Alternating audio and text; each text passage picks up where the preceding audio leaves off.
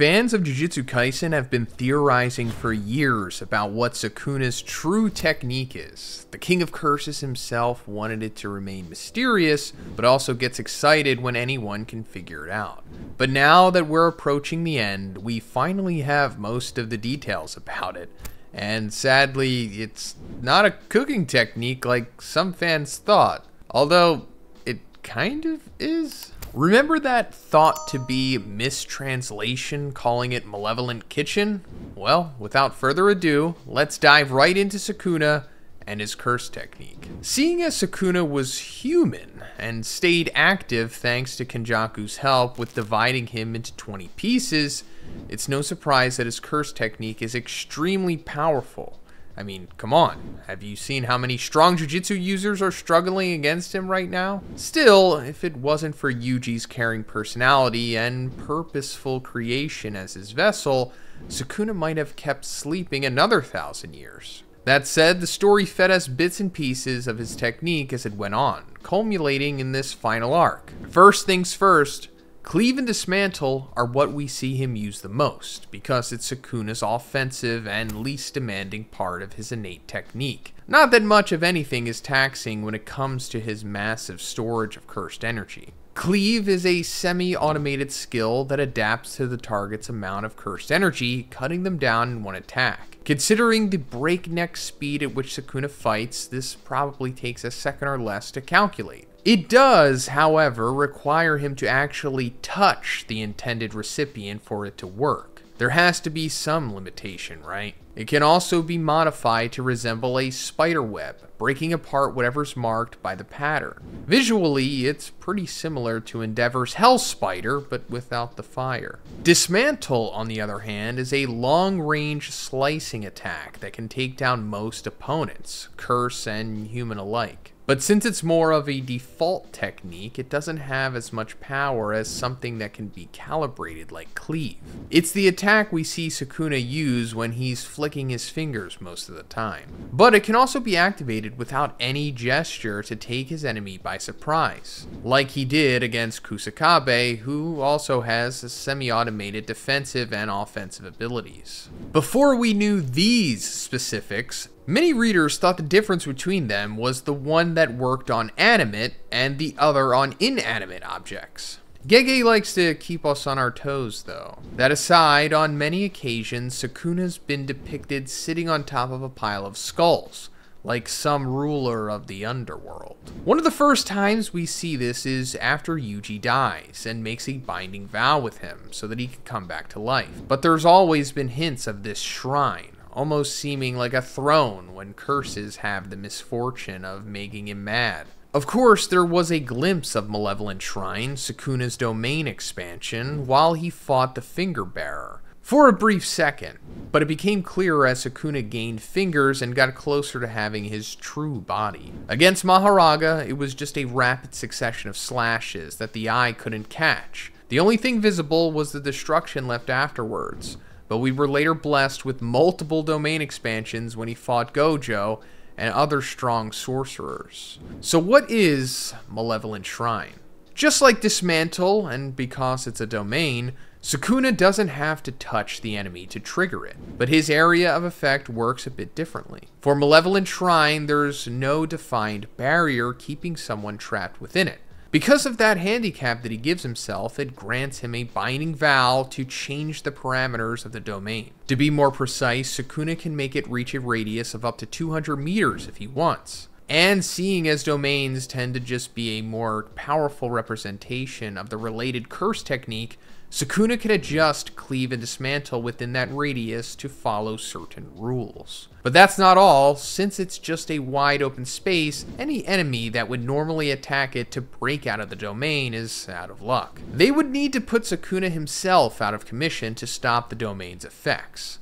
This also makes it very good against other domains, seeing as Sukuna can just expand his reach and attack their barrier from the outside. This is, again, because most, if not all, domains are weak against outside attacks, seeing as the goal is to keep them trapped inside. But there's also the chance that someone very unlucky walks into his open domain not having noticed the danger. I sometimes wonder if that's what actually happened to Haruta rather than Sukuna using Dismantle. And if that's not enough, Sukuna can use a Binding Vow to add more limitations onto Malevolent Shrine, in case he needs to take down a challenging enemy. This includes removing his guaranteed hits, making its range of attack much smaller so that he can boost the power of the slashing strikes. One more thing of importance is the hand signs or chants involved. Usually the longer it takes to perform them, the stronger the result becomes. If it's too long, some characters are able to skip some steps to activate their domain faster. Malevolent Shrine activates through the Enma palm sign,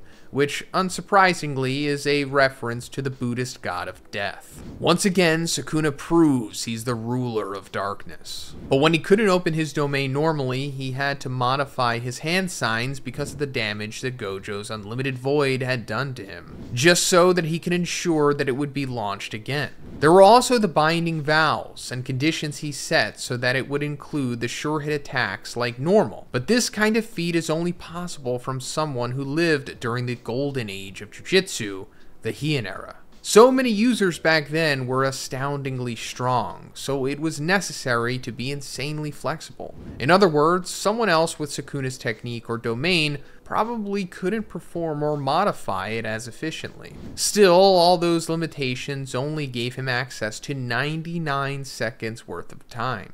But going forward, because of Sukuna's unexpected fire usage against Jogo and Shibuya, we were left wondering if he had a technique that let him copy his opponent's skills. You know, like a different version of Yuta's abilities. But hearing Sukuna announce the word Fuga and create a bow and arrow from flames, it started to look less likely. Sure, the element was the same, but it was just a coincidence in the end. This is actually his divine flame, which he can call out from thin air to launch far-reaching attacks using fire. If not for Urarame, we wouldn't even know the name of this technique since Sukuna refuses to explain everything. It's not him being cocky, by the way. Oh, okay, maybe a little. It's actually due to the binding vow that explaining a curse technique creates for the sorcerer in question. By revealing your hand, you get a power-up. And Sukuna's all about having fun and fighting strong enemies.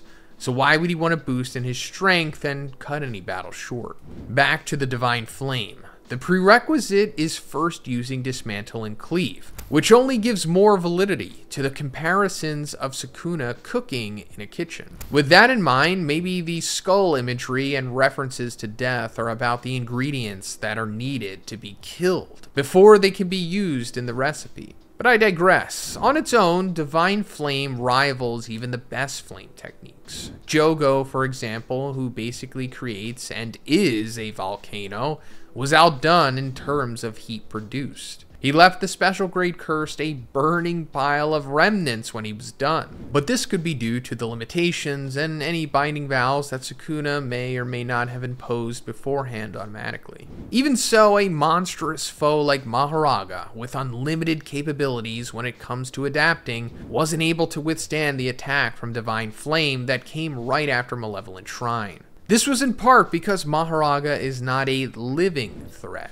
so it won't dodge any techniques sent its way. It doesn't seem to care what happens to it. This worked in Sukuna's favor, seeing as Divine Flame is not a fast-moving attack, needing more time to launch and strike an opponent. Taking that into consideration, Sukuna added a Binding Vow to only hit multiple targets when inside his domain. That caused not only catastrophic amounts of fiery explosions, but effects that spread across a much bigger range than Divine Flame could normally. This is also considered Sukuna's ultimate attack. At its base, Sukuna's technique is just called Shrine, or is it Kitchen? Without Yuji's special body as a vessel, we may never have found that out, seeing as it was engraved on him through Sukuna, allowing us to know its name and characteristics. Basically, all that Shrine provides is a lot of slashing, and once Sukuna hits the quota for cutting and chopping people up, then he can open the fire and use that next. By the way, the Japanese term for shrine in this case is mizushi, with zushi being a reference to the small Buddhist shrine to store important objects like statues. There were still a few things that Sukuna's innate shrine was missing, so he acquired them through Megumi's body. or rather his 10 Shadows technique. We won't go through the usual summons since that's more of a Megumi thing, but for the usual ones like Divine Dog or Nu, Sukuna limits their independence in exchange for increasing the range that they can attack, and losing some power. To compensate, Sukuna uses his large well of cursed energy to strengthen them.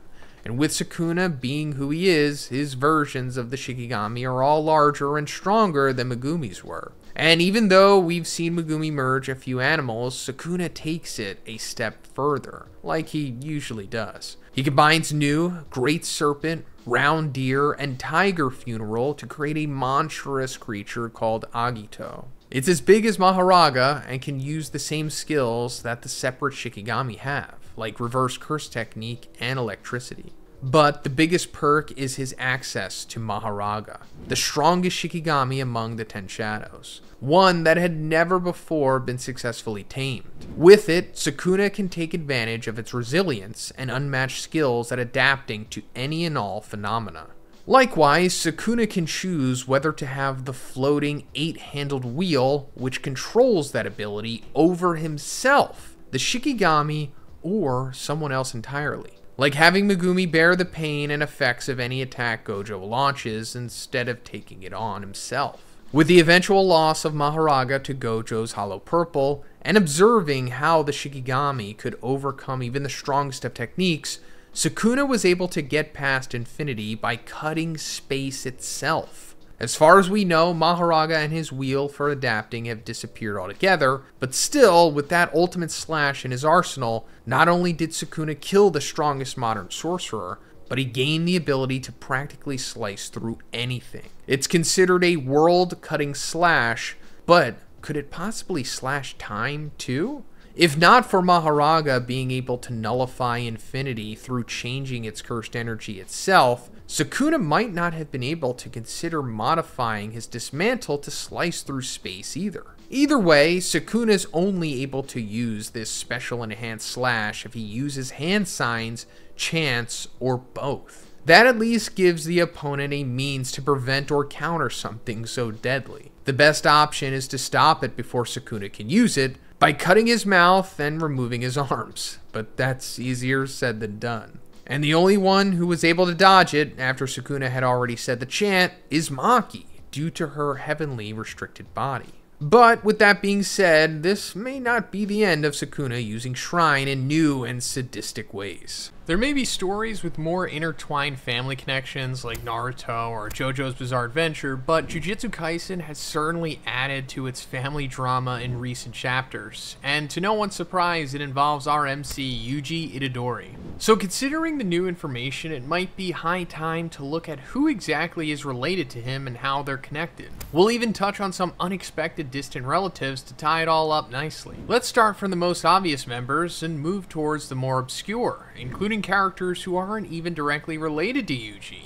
You know the one. The first family member we meet is Wasuke Itadori, Yuji's grandfather. From what we've seen, he was close to him his entire life and raised him alone during Yuji's later years. Wasuke also tried to protect Jin, his son, from being fooled and eventually killed, but his words were ignored. From way back when Yuji was a baby, he knew there was something wrong with Jin's wife and her change in appearance. Sadly, before Yuji even consumed his first Sukuna finger, Wasuke passed away in his bed after giving life advice. I can only imagine how upset he would be to see everything his grandson had to go through. All signs point to Wasuke being a regular human who probably couldn't see curses or use cursed energy, but he seemed to have a keen intuition anyway, and on the other hand, he maybe could have been a sorcerer as well and knew more than what we thought, but I don't think Gege will ever really reveal that, to be honest. Next, we have Yuji's father, Jin. He seemed like a peaceful and loving man who appreciated his family. We didn't get too much of him, but we find out he's willing to go against his father's wishes and stay with Kaori. Despite the strange things that happened to her, he eventually left the picture.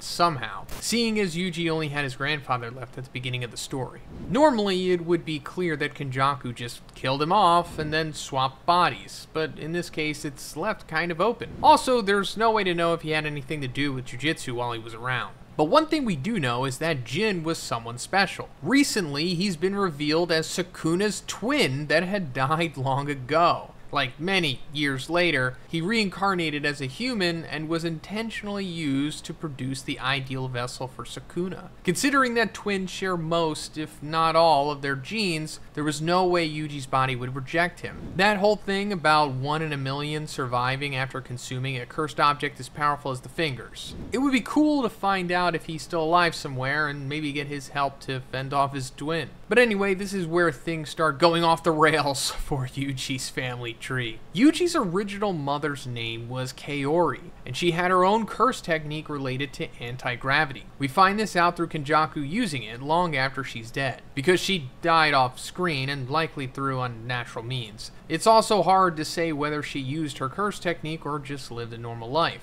As a reminder, besides stealing Kaori, Kamo, and Geto's curse techniques from their bodies, he also has his own, which allows him to jump to different bodies in the first place. One thing that's hard to refute is that Kenjaku likely killed Kaori, then took over her body and mixed his blood with Jin to ensure the perfect spot for the King of Curses to exist. I can't say for sure that Kenjaku gave birth to Yuji because that wasn't what he did in the past to create his other children, but we at least know that he took her body so that he could use her curse technique and mix his blood into Yuji's genes. But to be honest, I really wouldn't be surprised if Kenjaku did literally give birth to Yuji. Also, speaking of that, Mom Jaku apparently also sealed a finger within Yuji's body as a newborn so that he'd be more tolerant of Sukuna's arrival. So yeah, I guess we could consider Kenjaku as Yuji's mother too. Even though he's more like a deadbeat dad who has kids all over the place, but doesn't take care of them when they call him out and leaves them with a bunch of trauma and self-esteem issues. Or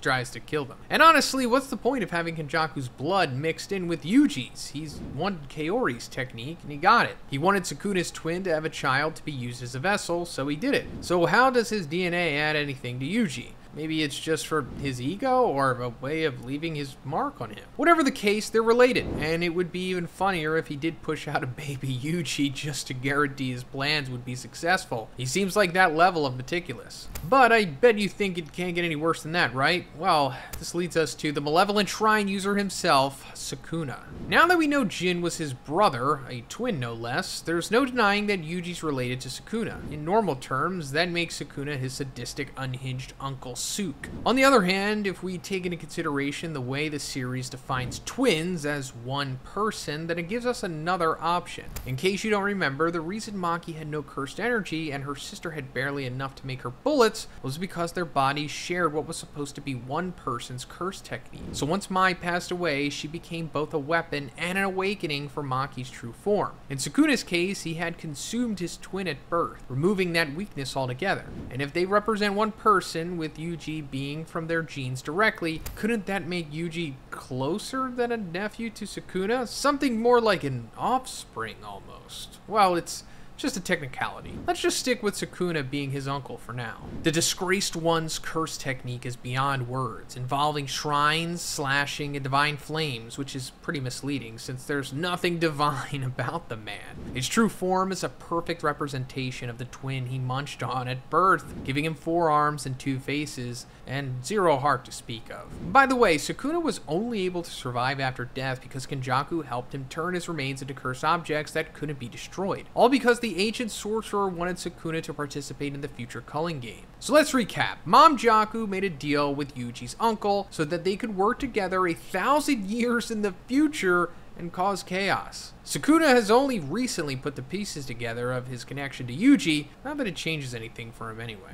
But going further, Yuji grew up as an only child within his household, at least until Gege decides to have another family member come out of the woodwork. But the point is that his core family only had him as a child of loving parents. That's still true, but what's also true is that a third parent snuck his way in. Because of that, Yuji actually had quite a few seriously strong half-siblings floating around. Well, inside some test tubes behind Tengen's barrier and hidden in the bowels of the Star Corridor.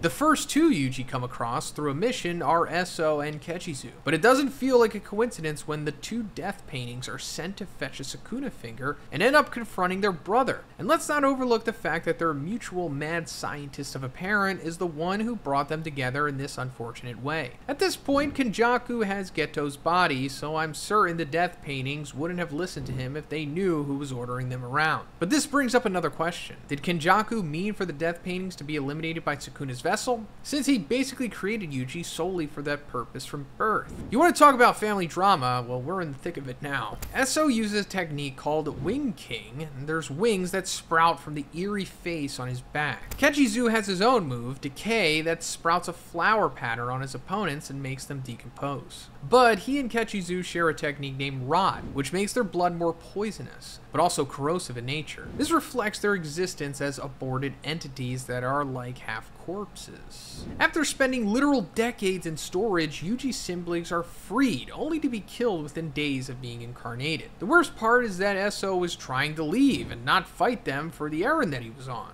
That is, until Yuji saw his back that he's extremely insecure about, seeing as he's part curse and part human. Again, this just brings up the sad truth that Yuji's half-brother tried to kill him because he didn't want his back to be seen. Kechizu doesn't play much of a role in Yuji's life since he was facing Nobara instead, and he's the first to go down. That's what leads us to the third sibling and the oldest and most developed of them, Choso. While he was minding his own business elsewhere, he felt his brother's deaths and made it his goal to track down the people responsible. And surprise, surprise, Yuji, his half-brother, was one of them. But seeing as he was manipulated by Mom Jaku, or Dad Jaku, Choso didn't know better and nearly ended Jujutsu Kaisen early. By that, I mean Yuji was moments away from expiring again. That's when his blood manipulation comes in handy, and gives Choso an internal notification that someone related to him by blood is nearing death. And since the other 6 cursed wombs were still in jars with Eso and Kechizu already dead, it had to be Yuji. Plus, you know, there was all this blood spilled around the bathroom that was mixing with Choso's own. Speaking of his technique, unlike his siblings that had more curse-like techniques, blood manipulation is a highly coveted specialty within the Kamo clan. It's also fitting that the more human-looking cursed womb would get it. Maybe each child after him lost more of their humanity as the experiments went on. Thanks, Kenjaku. Anyway, after a mental breakdown and much soul-searching, Choso realizes the connection has to be real, especially since that loser within the stitches is the one that brought them all together. But before that, let's take a small detour to talk about the other death painting wombs. The 6 are named Noranso, Shouso, Tanso, Shanso, Kotsuso, and Shoso. Despite never being incarnated and having active roles in the story, they still help Yuji in their own way. And the fact that Choso was willing to forgive Yuji for the killings as well as help him survive the rest of his journey really shows how good of a sibling he was. Now that we've gone through everyone who led to Yuji's creation, we might as well talk about him a bit, right? Well, he was born in 2003 and is somewhere close to 16 years old currently. Before dealing with the finger at his high school, he couldn't see or sense curses. He also had no cursed energy to use, but he was super fast and too strong for a regular human. After unknowingly becoming a vessel for his uncle, he started to experience changes. He could see curses, he could use cursed energy, but still no technique. He learned how to control it more with time, and then his uncle killed him by ripping his heart out. And then he brought him back after making a deal. Just wait, it gets worse. A lot happened, and then Yuji went to help Megumi to keep his stepsister safe from a curse. But that unexpectedly involved killing 2 of Yuji's own half-siblings.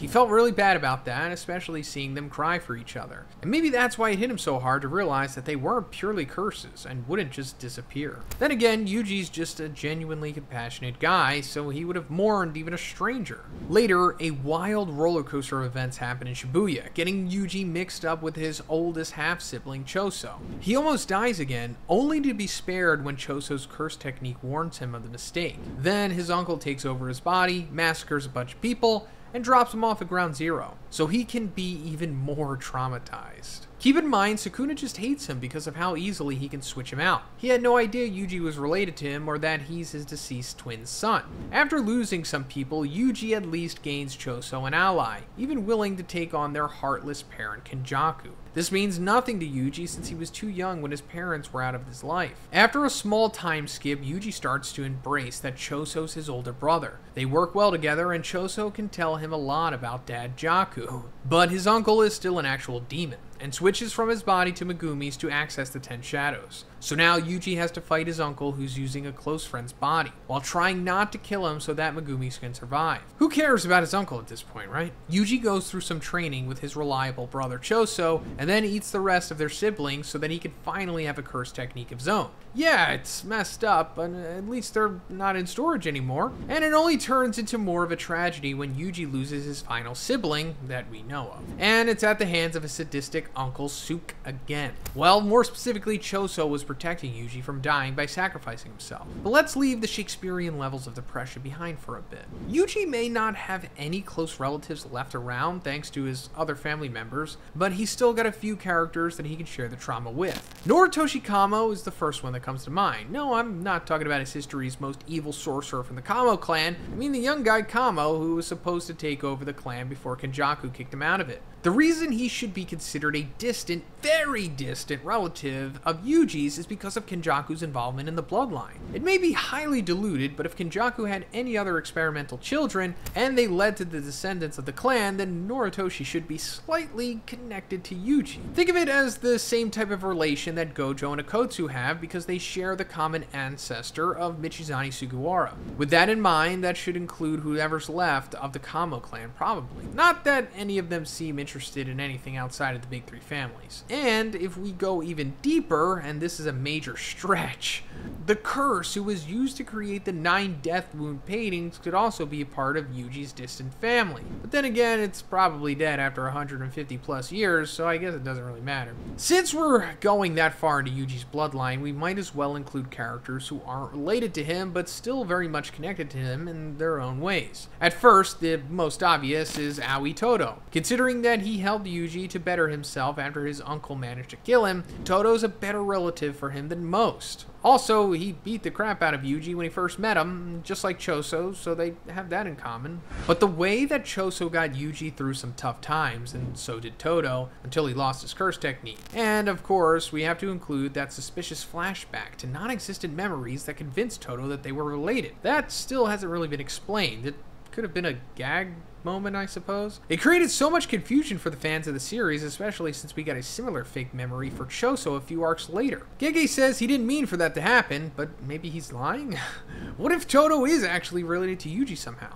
Well, whatever the case, it's good news that he's back with a robotic arm to clap, because Yuji needs someone to fill that void that Choso's left. And who better to do it than his Buraza? And the fact that his curse technique involves swapping and switching places really drives the point home of him filling in for Choso's spot that's now vacant. This next character, however, is purely speculation, but could be an interesting addition to Yuji's tree of dead relatives. And that's Hana Kurusu and the Heian sorcerer Angel. I came across a theory that she might be related to our MC, and like you, immediately wanted to dismiss it, but hear me out. The idea is that, like Yuji, Hana can house another soul perfectly without losing herself or being controlled by them. Yeah, it's not the same as staving off the King of Curses, known for his brutality and power, but still. The fact that Hana is the only other character we've seen be able to have conversations with the other soul inside of her and also live in relative harmony does feel like she could have a connection to Yuji. Then again, Yuji was painstakingly crafted to become the perfect receptacle to fit his murderous uncle, while Hana just so happened to connect with Angel in her righteous mission. But it's also wild that Angel's goal is to hunt down Sukuna, the incarnated sorcerer who basically represents the complete opposite of her.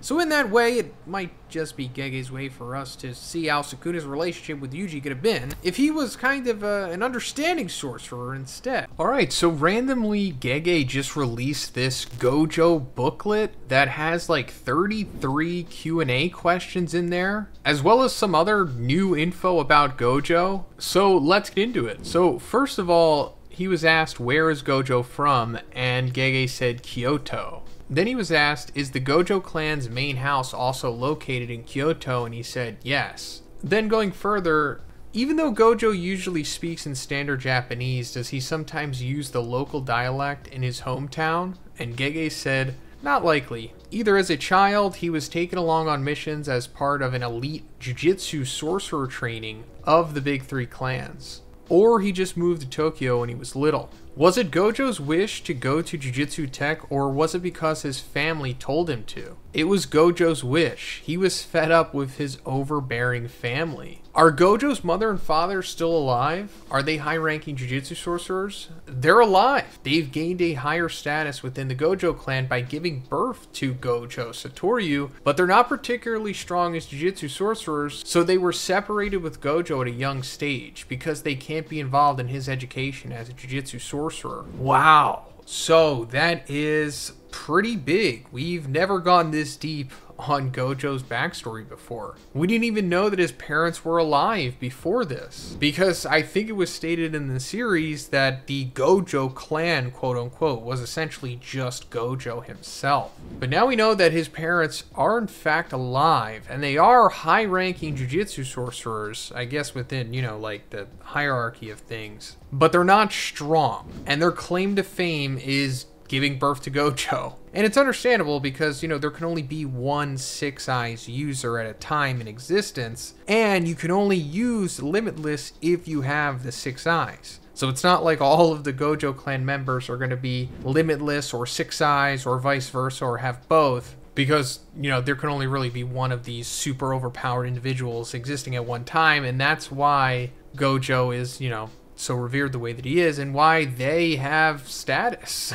But also they were like really harsh to him growing up, and he was also like pulled from them at some point because he had to undergo like special training and education because they knew that they had, you know, the greatest sorcerer of their era essentially, so they had to make use of him. But apparently he wanted to be a sorcerer anyway because he was like trying to get away from his parents to go to Jujutsu High anyway. But this is also showing us that Gojo was essentially born to be the strongest and that he really had no other place in life. We're going to see a lot more of that going through these questions and answers. But anyway, going further, he was asked, is Gojo an only child? And Gege said he's an only child. Since he's one of the big three clans, he has many relatives, but because he was treated specially, he most likely did not have normal interactions with his relatives. In chapter 96, Ogami and the others saw a kid Gojo walking down the city alone. What was he doing in the middle of the city? He ran away from his home and he was just wandering around. Before he went to Jujutsu Tech, was he completely shut off from the worldly culture and trends? Not really, although his training as a Jujutsu sorcerer and his education as a member of one of the big three clans were rigidly implemented. He often skipped and escaped, so he had an unfair amount of fun. Before entering Jujutsu Tech, did he take on missions? Also,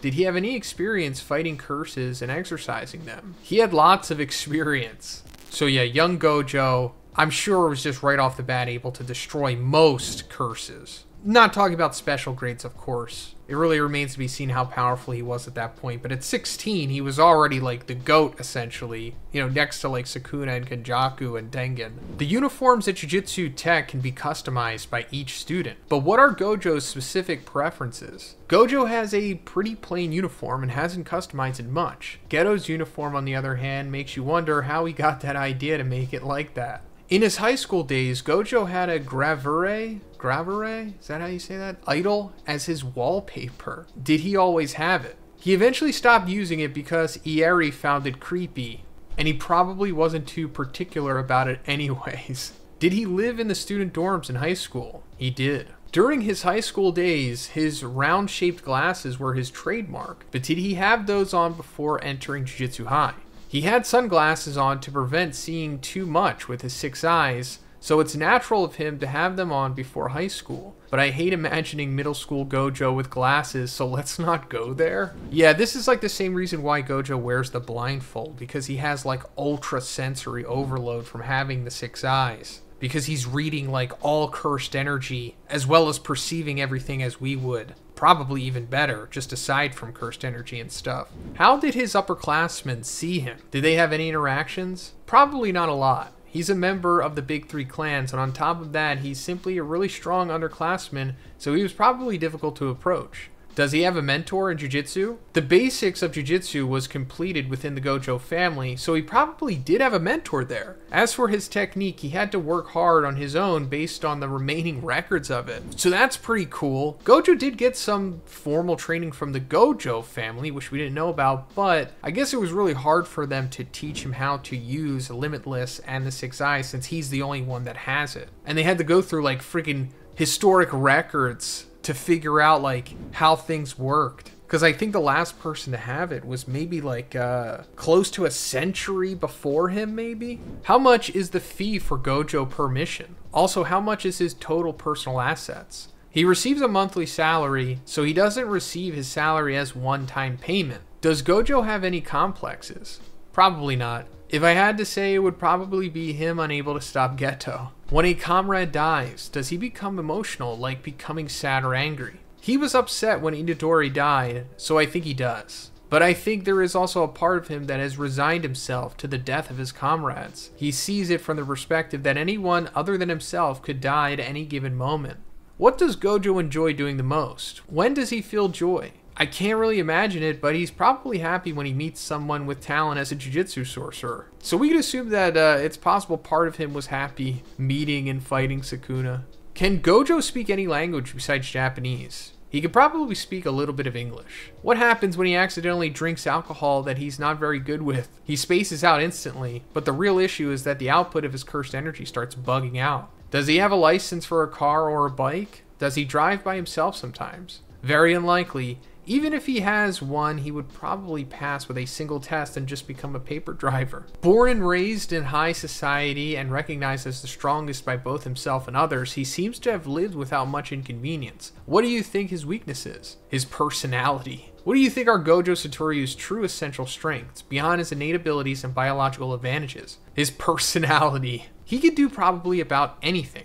You said this before about him, but does he often cook? It's not like he can't cook, but he doesn't cook very often. He had a 250,000 yen shirt, but does he have any special preferences in his personal items? Does he have any preferences in fashion? He gives the impression of walking into an expensive store, buying things without looking at the price tag, and after seeing it's an expensive price, he thinks, well, it's fine, and repeats it again. Does he like mountains or the beach? Probably the beach. Dogs or cats? He looks like he would like cats, but I think he likes dogs more. Bread or rice? He looks like he would like bread more. Lefty, righty, or ambidextrous? Every Jujutsu sorcerer is basically right-handed, because I can see myself getting things wrong if I don't draw them that way. But athletes use their non-dominant skillfully, with various tasks, so I don't really worry about that when I'm drawing. After Suguru's defection, Gojo seems to be more dependable. Akutame Sensei's response in Fanbook. What do you think changed about him? He developed a sense of responsibility towards nurturing the next generation. So yeah, that totally makes sense since he ultimately wound up sacrificing himself, fighting Sukuna, so that everyone could reap the benefits of the damage that he caused, essentially, and the info that he gave them. And then of course what he wound up doing with Yuta. So I think the creator of Jujutsu Kaisen just confirmed that Nobara is dead.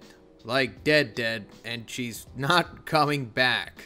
Because he recently did a Q&A at his new art exhibit in Shibuya, and we're going to be going over what he said about Nobara, along with quite a few other really interesting things about the series. And we'll get into that, but one of the most interesting reveals is that Megumi was meant to be the original main character for the story. After writing a bit, Gege decided that it was best to use someone else because it felt boring. So whether that means Megumi is too calm and reliable, so he makes the story bland, or his storyline didn't create enough tension and emotions isn't really clear. But the downside is that we got so little of Megumi and his family dynamic, besides flashbacks and conversations, and his deadbeat dad, Toji. Maybe if he were the MC, we could actually see his mother and why his father ditched him and became the sorcerer killer.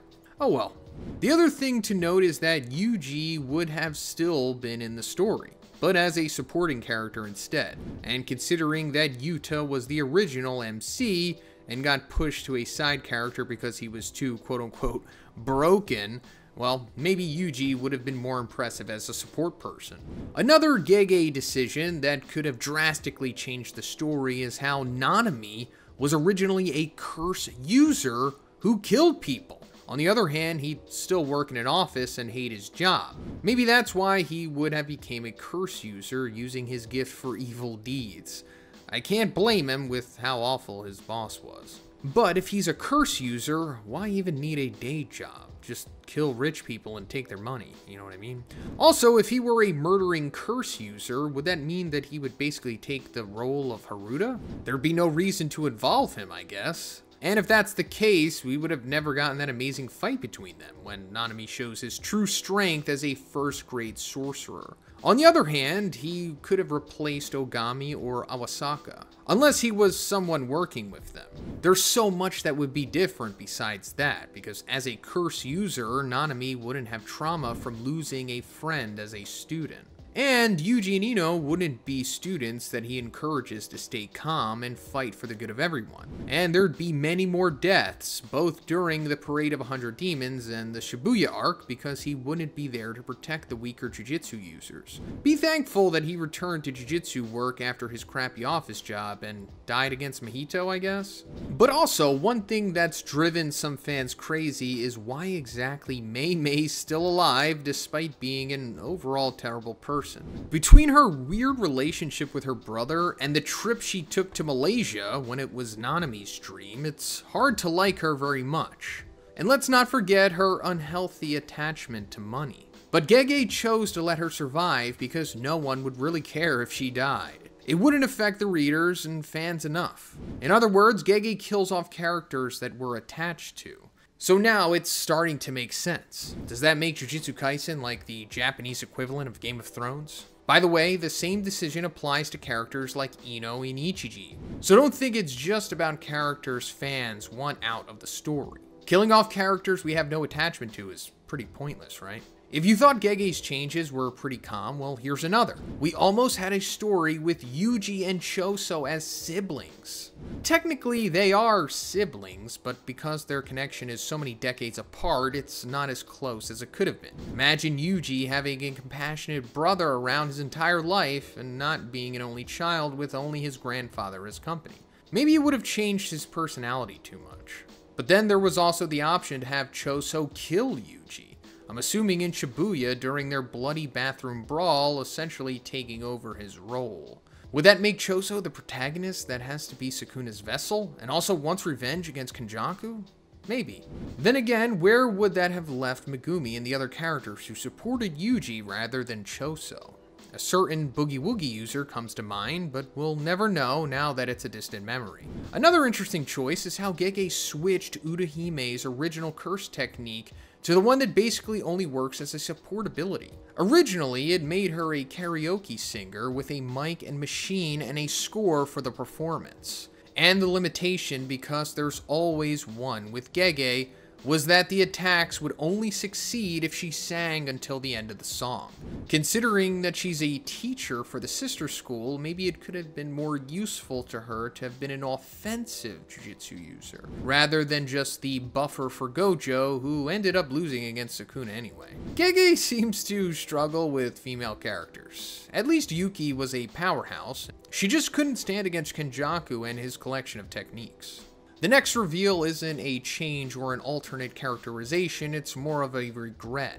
Gege admits that the lack of culling game specifics was a problem. But worse than that is Sumiki's role and how little background information was given about her before she was possessed and killed. See, even Gege notices the problems with specifically female characters. Many of Megumi's choices revolved around helping save Sumiki, only for her to be body snatched and disappear entirely. We saw one flashback of him and her only knowing how important she was to him from his words, with no idea how she felt about him or their relationship, besides her throwing milk at him. And the fact that someone so against violence was used as a means to enact violence really just makes you wonder what she was feeling. Also, why didn't she want Megumi to beat up bullies? Is it because of Toji's reputation? We needed to know that. But let's move on to something less depressing though. Did you know that Kashimo was originally meant to be a serial killer who used a scythe? Taking into account that Kashimo saved up his curse technique solely for Sukuna, and it still didn't work against him, this sounds like it would have brought more depth to his character, no? And as much as I'd like to say Kashimo basically was a serial killer, he really wasn't, I guess, right? The culling game forcefully pitted players against each other, and those who didn't fight or get points ended up dead. Still, Kashimo had no problem killing because he was an incarnated sorcerer from the past. Everyone was rough and violent back then. We even see him standing next to dismembered bodies, constantly looking for a worthy challenger. Also, scythes are cool and all, but having a Noi staff when his techniques involve lightning just makes way more sense. Also, here's something that we didn't know for sure. All the remaining followers in Geto's group died in the giant meteor blast. You know that crazy game of chicken that Sukuna made them play while he was fighting Jogo? That's the part. It's as if Gege wanted to make the fake Geto reveal even more meaningful, by having every one of his closest allies be taken down. Yes, LaRue is still around afterward, but that's also because he chose to follow a different path than the one Geto put them on. So not only was Geto himself killed, but so were his ideals and anyone who agreed with him. These people weren't really good anyway, so it's not a huge loss. But maybe they could have helped in the brawl against Sukuna the way the surviving ones did at least. Not that they seemed particularly strong. But going further, do you remember Kirara? They're basically only known to us as Kinji Hikari's girlfriend. During the events before the culling game, the third years are built up as these amazing jujutsu users who just have rebellious streaks. Because of that, seeing them in action is a treat, and what we thought worked as a hint of things to come. This time, it wasn't Gege playing with our expectations and switching them around. Admittedly, Gege realized that Kirara's curse technique and her limitations were too intricate. There was so much explanation and thought put into the character, just to never use her again. The same thing happened in the culling game with the detail about adding rules and point system. After explaining it all, even devoting pages to giant blocks of texts, not unlike Hunter x Hunter, most of it didn't really matter. Gege realized that it was a cool system, but rules didn't need to be added and removed. It was basically pointless. And the biggest reveal of them all, if you haven't heard already, was apparently Gege decided on Nobara and Nanami's deaths prior to the Shibuya storyline. So I guess it's confirmed now. Nobara's straight up dead. No ifs and or buts about it. Gege gave us false hope and had her taken away by Arata Nida and his hopeful words just to gain nothing. Gege, she was one of the main characters.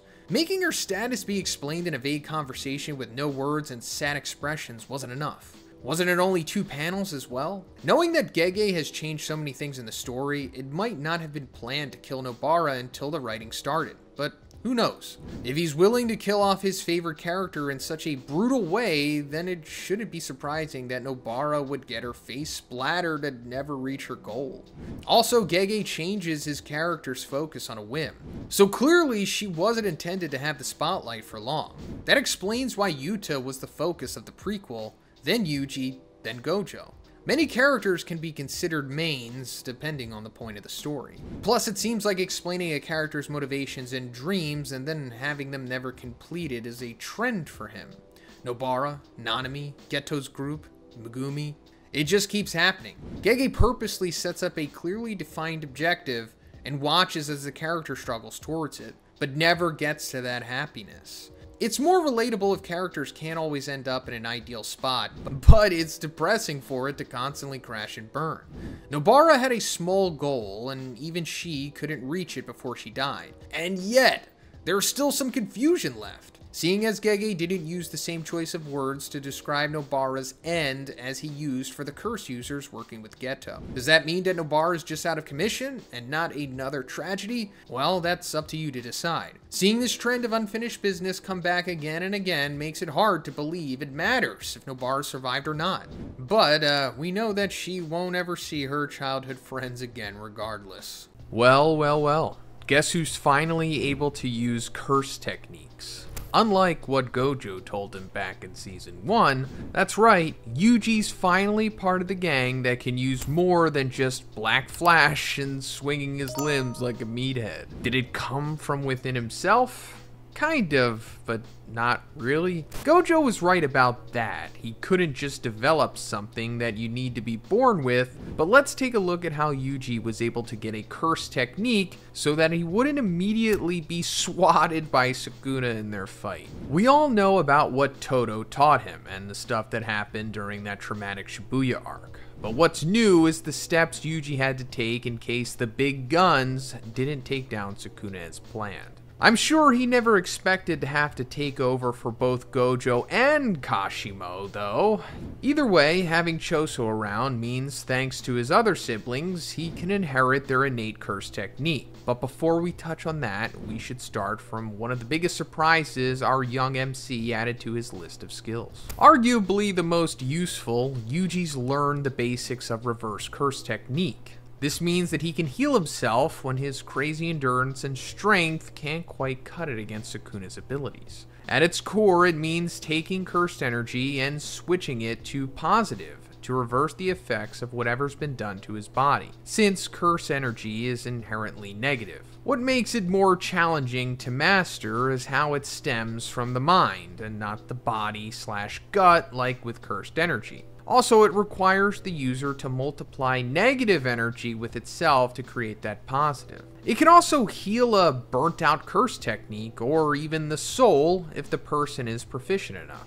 And because rebuilding living flesh and blood requires cursed energy, only someone with a big enough storage of it would succeed. For curses, it works a little differently, and can be easier for them if they're special grade level. From what we've seen, the shortest path to acquiring it involved body swapping with Yuta, who's a genius in his own right. But having an expert healer like Shoko around certainly didn't hurt. You know, just to iron out any wrinkles and the understanding of how it works.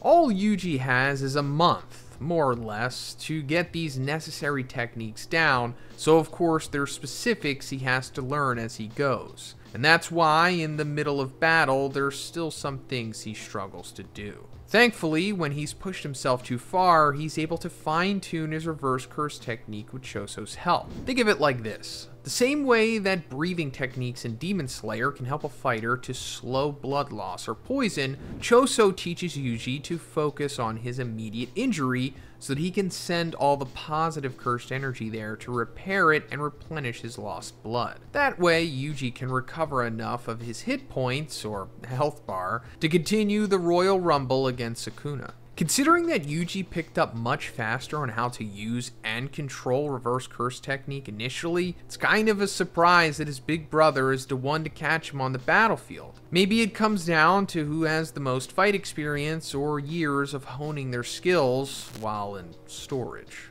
like Choso was. But when we take into consideration that Yuji believes Sukuna is the reason for his quick learning curve, it makes more sense, because according to him, it has everything to do with Sukuna using reverse curse technique while in control of Yuji's body in difficult battles. And it's true that, especially at the detention center, Yuji's body would have been in really bad shape if Sukuna hadn't stepped in to heal it against the finger bearer. But he also inadvertently helped Yuji in Shibuya after the many injuries he got against Choso. He was on the verge of death after all. But there is something related to healing that Yuji got all on his own. Sukuna believes that Yuji's unshakable ideals match his own, which makes him more frustrating as an opponent, but also difficult to break mentally, no matter what happens to him or those he cares about. Is this a result of Mahito, or from being around someone as reliable as Choso for the past few months? In any case, Yuji won't let go of his goal until he's done,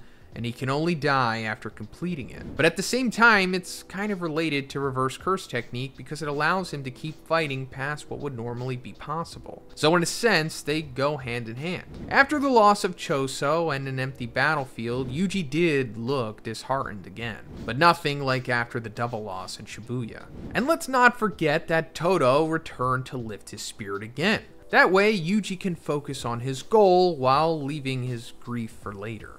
But let's get back to something that's specific to his close family. Something that Sukuna doesn't have, and that's blood manipulation. Sure, it requires Yuji to consume his half-sibling so he can use it in the first place, but if it means getting the coveted technique, then it's more than worth it. And let's not forget, it's to use against the King of Curses, who has an ungodly amount of tricks and techniques at the ready. Oh, and by consuming his half-siblings, I'm referring to the Curse Womb Death paintings that Choso had recovered from the Star Corridor warehouse. But anyway, blood manipulation just means that the user can control their own blood. With the limited time that they have, Yuji can't use it as skillfully as Choso, who's had like 150 years to practice it. Like, how could he collect blood and reuse it to attack? But Yuji's able to at least apply piercing blood and convergence to a degree. Only after convergence, which is condensing blood to its upper limit with cursed energy,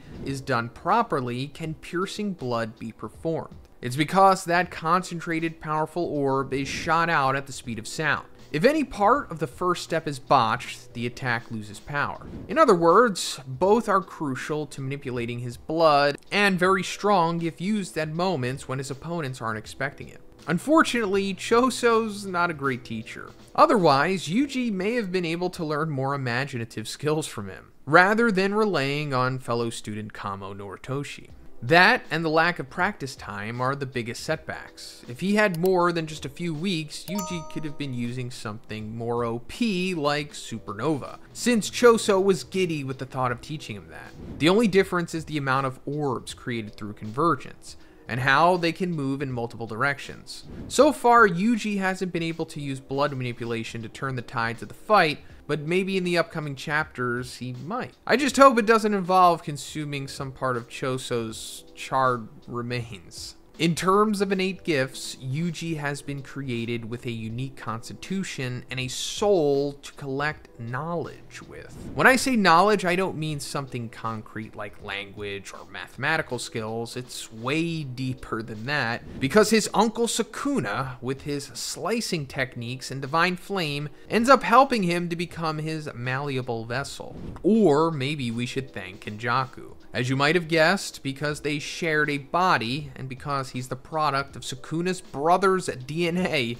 Yuji can connect to Sukuna in a way that another person can't. In fact, Yuji can unleash a slashing technique of his own called Shrine. But in his case, would it be considered benevolent? Even his hands change appearance when he unleashes it, gaining animal-like claws that he can use to slice through objects that he touches. In other words, Yuji can cut through thick, heavy objects and even bodies like Sukuna, but to a lesser degree. It seems more like cleave than dismantle, since Yuji has to touch the target and can't just throw a slice Sukuna's way. So it's missing a bit of effectiveness. This is made more evident by the visual design of it. Instead of clean, sudden slashes, Yuji's involves dotted lines and scissors. It's almost like a toddler learning to craft things in school and needing to follow a trail with shaky hands. This effect may be because it's a new technique for Yuji, so he's not confident in using it yet, or maybe because of his personality and wanting to avoid any casualties by being as careful as possible. Considering that, he saw the Shibuya massacre but couldn't stop it, it would make sense.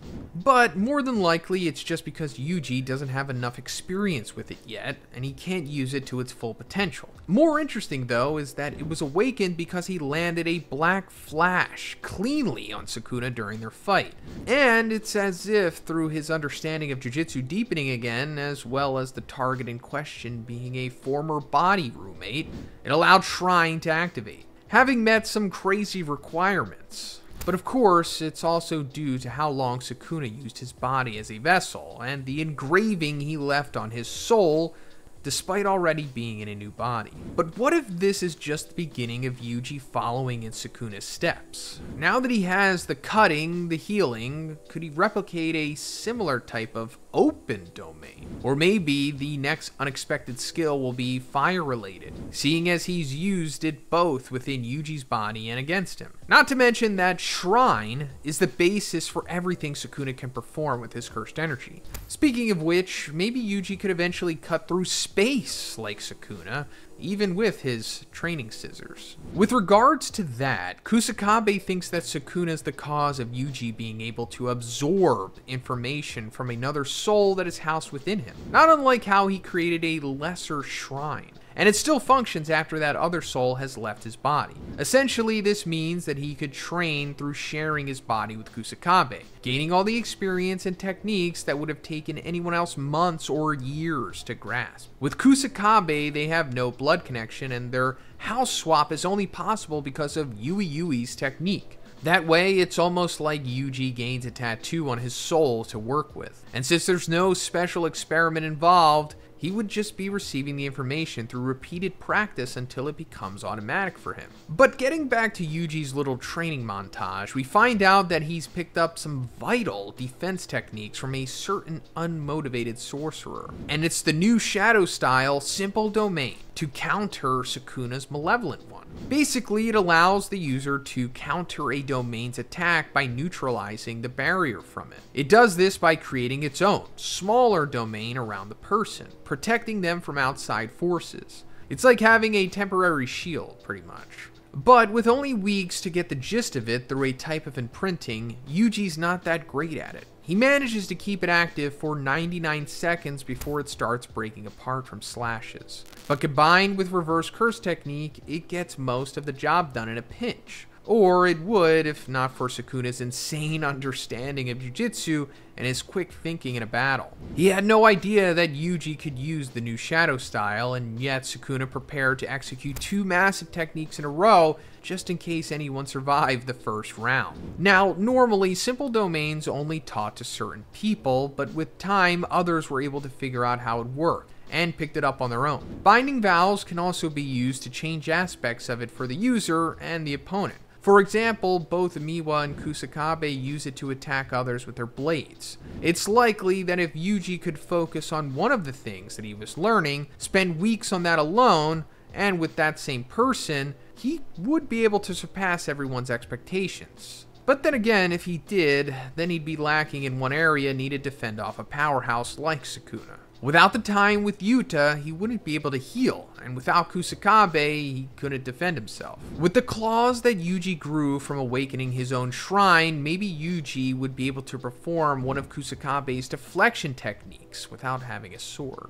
Related, but also slightly adjacent to using Simple Domain, is how well Yuji can attack the barrier between Sukuna and Megumi's souls. Now, let me explain. Using the new shadow style is most often used to protect from the outside attacks when a sure hit domain is launched against someone. Similarly to Falling Blossom Emotion, which can only be used by the big clans. In contrast, if someone is using a barrier to defend their bodies from injury, Yuji can break through it, just from the experience that's been engraved in him. It's like how domains are more reinforced inside than the outside, because normally no one would want to get inside. And we all know that Yuji's not a regular guy though. The skill to aim for someone's internal barrier started to show itself little by little. Mahito was the first clear example we got, with how Yuji was the only one able to attack Mahito's constantly morphing soul.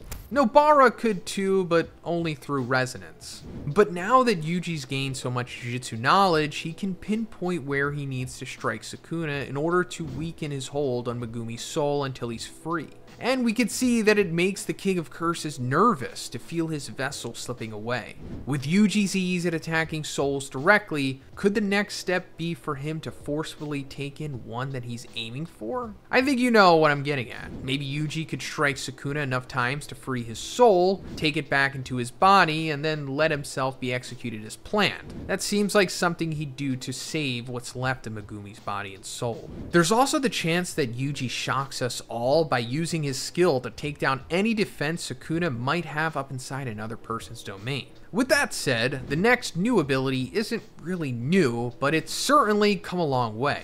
We know Yuji has talent when it comes to Black Flash. It's not something that just anyone can perform, and it's based mostly on luck, whether it will trigger or not, since it requires impeccable timing. And in case you don't remember the details, it happens when a physical attack is imbued with cursed energy within 1/1,000,000th of a second between them. Yes, that's about 0.0001 seconds. And if the user manages that, their power leaps up exponentially, to the power of 2.5 to be exact. by that distortion in space. In his fight against Mahito, it raised Yuji's combat output to 120%, with the curse matching him. Even Gojo, who's practically blessed by the gods, and the mangaka himself admitted that he couldn't use it whenever he wanted, especially since his curse techniques ended fights too quickly for him to even get there. And yet Yuji, a relative freshman in the Jujutsu world, has been able to almost conjure it up anytime he really needs it. More often than not, as soon as Yuji gets serious enough, Black Flash is not far behind. And you can bet that a battle with Sukuna calls for that talent. So it's no surprise that Yuji manages to land 1, 2, or even 3 of them. What's crazy is that he's spamming these Black Flashes on Sukuna like it's Street Fighter combos, breaking his body and soul equally the more he performs it. Obviously, this means Yuji's taken the title of most used in the world, right? Not that we ever doubted it. Against someone as fierce as Sukuna, Yuji does it an astonishing 7 times. Although it's not really clear if it's quite in a row since it's a pretty fast-paced battle. Also, there are allies jumping in and out of the fight, so it might interrupt the chain when that happens. Still, that feat makes Yuji surpass everyone for the most times performed total. And Yuji's bragging rights don't end there. He continues to use it with no one around to be astonished by the ease with which he does against a monster threat like Sukuna, except us, of course. But by no means is Sukuna at his best. He's been chiseled down bit by bit by all the strongest Jujutsu sorcerers ganging up on him. But still, for Yuji to strike him with another Black Flash and then pierce his chest to try and grab his heart is not something that we could have pictured him doing in the past. Is it payback for when Sukuna took out his and chucked it in the grass?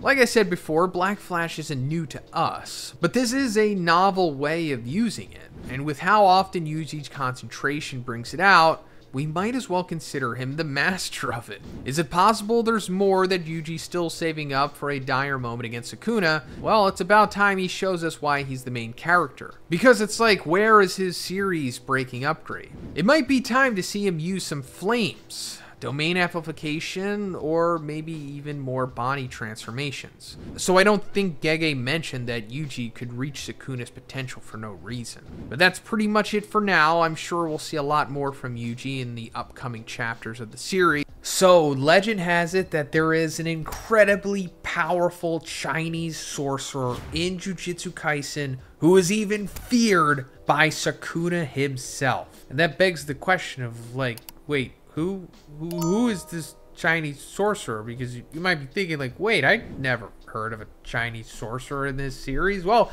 in order to answer this question, we're going to have to figure out where this all started in the first place. So if you're hardcore into the community, which some of you are, but I think the majority of the people watching this aren't, you might have already heard about this rumor, but if you haven't, apparently it started in a YouTube comment section, to which I'm not fully aware of whose channel this came from, but there is a screenshot of this comment where it was saying, I guess in response to whatever the video was about, I don't know, maybe something about Sukuna, it said that one Chinese sorcerer who was never seen but was mentioned to be feared by Sukuna, which also, keep in mind, got 52 likes. So some people are thinking that this is a thing. Maybe there's like some kind of Mandela effect going on with this. So first of all, if you just simply type Chinese sorcerer Jujutsu Kaisen into Google, the first result you will get is Qilong. And it says that Qilong was born in China. When he was growing up, his father taught him about martial arts and his clan's inherited curse technique. This training would not stop until he decided to move to Tokyo, Japan to learn more about the world. And I'm thinking, like, wait, who? And then if you look a little closer, it says that this is coming from the Jujutsu Kaisen fandom, which is like, you know, fan fiction. This is not real. So let's just cut to the chase, guys. There is no Chinese sorcerer in Jujutsu Kaisen, unfortunately. I mean, I wish there was. It would be pretty cool if there was some, you know, hidden secret powerhouse out there that even Sukuna feared. But unfortunately, there's not. I'm actually pretty sure there's no one that Sukuna fears because he is the apex predator of this series, or at least as far as we know, at least I'm pretty sure that he is. However, the video is not going to end here because there's tons of other stuff I can go into, such as like what this commenter could have been thinking of, as well as the other sorcerers or other entities in this series that we haven't necessarily been introduced to yet, as well as the other instances of China showing up in the series. And that being said, let me just put it out there that it's very unlikely that there was a powerful Chinese sorcerer in Jujutsu Kaisen, because 99% of the sorcerers in the Jujutsu Kaisen world are Japanese. That's because cursed energy is essentially monopolized and segregated to Japan. Now, we don't know why that is. It just is. Yes, there are some other sorcerers out there that are Japanese, such in the very rare case of like Miguel. You know, he comes from Kenya, and as well as his family. They are like sorcerers as well, or at least they were. We don't know the current state of them, but it is very rare that there are other sorcerers out there. But like I said, 99%, at least according to Gojo, are Japanese. So speaking of China showing up in this series, I think the only time that we actually see it is in chapter 167, when Kenjaku goes to China and has like a meeting with their government. And it's only happening in like one singular panel. And this was going off of that storyline where Kenjaku was like revealing cursed energy to like the various governments of the world in a way to coax them into sending troops to the Culling game to further power up the barrier within it, you know, with cursed energy and whatnot. Yeah, you remember that storyline that kind of really didn't go anywhere and was kind of just a problem that Gege invented for him to just have a quick solution to it and never bring it up again? But yeah, aside from that, let's go into what the popular theory around this iconic comment could have been referring to, because I don't think this guy is trolling. Even though it seems like this comment is a troll, I think he genuinely believes that this was probably something that had happened, or maybe he just misread something and kind of came to this conclusion. It's not uncommon. I'm sure that I've done this many times, even in my videos that I've made. But people think that he was possibly talking about Yamato no Orochi. Now, you might even be confused as to even what that is. So let's rewind a little bit to when Sukuna first encountered Maharaga back in Shibuya. So when he observes Maharaga, he's like, just as I thought, it's similar to Yamato no Orochi. And then he explains like what's going on with Maharaga. And then in a follow-up comment, he's like, I might have even lost to this guy if I had faced him back when Megumi was going to originally summon him. Like the second time that Sukuna took over Yuji's body back in season 1. The whole sequence where he like ripped out his heart and all that stuff. Because, Sukuna obviously wasn't as powerful as he was in Shibuya with the multiple fingers that he had received at that point. So I guess that led to this big confusion. Like, Yamato no Orochi, I could have possibly lost to him, similar to that guy. Even though Yamato no Orochi is clearly Japanese, I'm not going to hold it against this guy for thinking that maybe it was a Chinese sorcerer. Now, who is Yamato no Orochi? Well, first of all, you might be thinking like, wait, Orochi, isn't that one of the 10 shadows?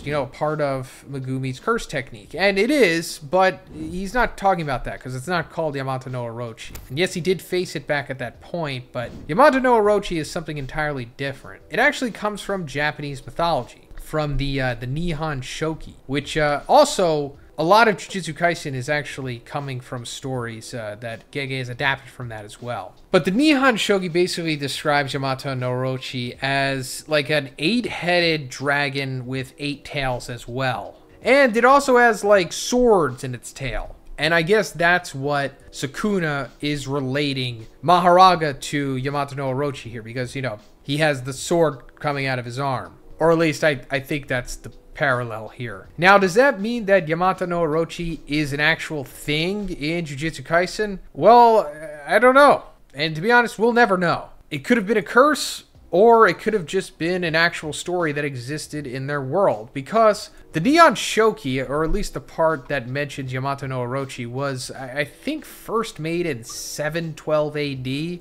And if we go back to the Heian era, that was 794 AD to 1185 AD. So the timelines kind of line up, since the mention of Yamato no Orochi happened quite a few years before the Heian era started, which is like the time when Sukuna existed in his prime. So it could have been a story that was just fiction, or it could have been a story based off of like an actual curse that existed in that world. I don't know. I don't think Gege is ever going to really elaborate on that, to be honest. But other than that, a sorcerer that we kind of know of that could be feared in theory is Michizane Sugawara, who is mentioned by Gojo to be a distant relative of both he and Akotsu. He actually eventually becomes one of the big three vengeful spirits. But that's as far as it goes. I don't think we ever really hear about that guy again. But aside from him, the other sorcerers that we don't see but we hear about are referred to Sukuna's previous, like, notable victims, I guess. Like, back in the Heian era as well. In chapter 238,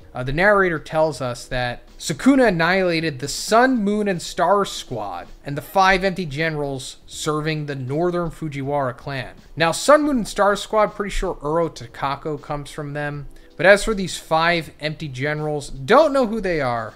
Don't know who the Fujiwara clan is. Going further, it also says, and routed the Abe clan's elite forces, which included angels and the Desi pacification squad composed of Sugawara clan remnants. So, Sugawara being mentioned there, Michizane Sugawara clan remnants, that's a little more info there, I guess. And also the Abe clan's elite forces, which included angels, plural, which of course I guess means that Angel, the person that we come to know in the series, was a part of that, or whatever Angel is, was one of these individuals. Again, I'm not going to go too much into this because not even Gege himself cares enough to explain this stuff. And at this point, I don't even know if we're going to get a Heian era flashback where all this stuff is explained. Maybe he just simply thinks that it's cool to be ambiguous about this stuff. But yeah, that's pretty much it, guys. There is unfortunately no Chinese sorcerer who was never seen but was mentioned to be feared by Sukuna. I wish there was. I think it would make things more interesting if there were more sorcerers out there outside of Japan, but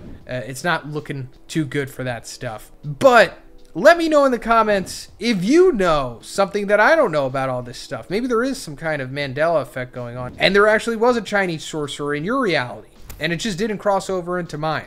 So in this video, I'm going to try to explain all of the special grade curses and sorcerers in the Jujutsu Kaisen universe, or at least most of them. I mean, by the time this video comes out, there might be 2 or 3 more that are revealed, but oh well, I'll make a follow-up. Anyway, there's like around 13 special grade curses, including the unregistered ones. Coming in at number 13 is the Finger Bearer. Finger Bearer is not a name, but it's like a class of cursed spirits. And now these Finger Bearers are incredibly powerful due to possessing one of Sukuna's fingers. They have amazing fighting abilities and a huge amount of cursed energy, and they can fire the cursed energy in the form of a blast, which is pretty strong. Moving on to the 11th rank, we have Kechizu. He is one of the 9 death-painting wombs that came from a woman capable of giving birth to cursed spirit children. Let me tell you, this is related to Itadori's past. How? Well, you'll soon know. He has 2 techniques up his sleeve. The first one is the Rot technique. This allows him to manipulate the blood of his body, which is capable of poisoning his targets.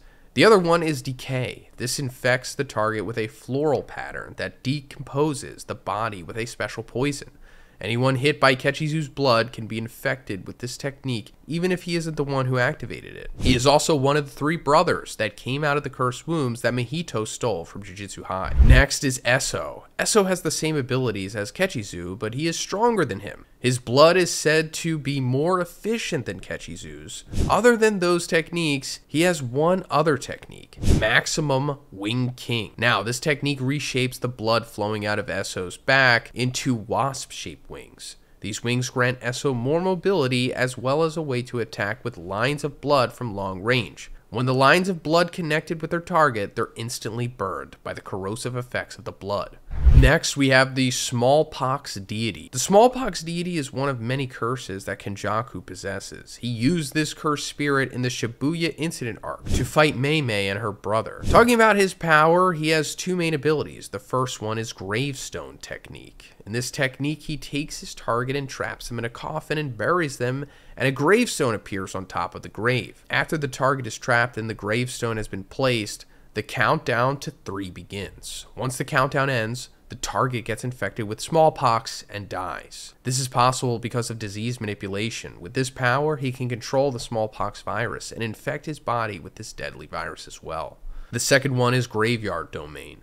The Smallpox Deity's domain expansion is a graveyard-themed domain that allows it to control the space around it. In this domain, the Smallpox Deity can freely manipulate the gravestones and coffins to trap and attack its opponents. Next, we have Choso. Now, this guy can be a little dangerous, to be honest. Like, my man has so many powers. Let me explain them one by one. Choso has existed for more than 150 years, and with this comes great wisdom. Even as a cursed object, he was self-aware, which allowed him to hone his curse technique. Like his brothers, his techniques are also related to blood. The first one is weird, but it played a huge role in the story: blood concentration.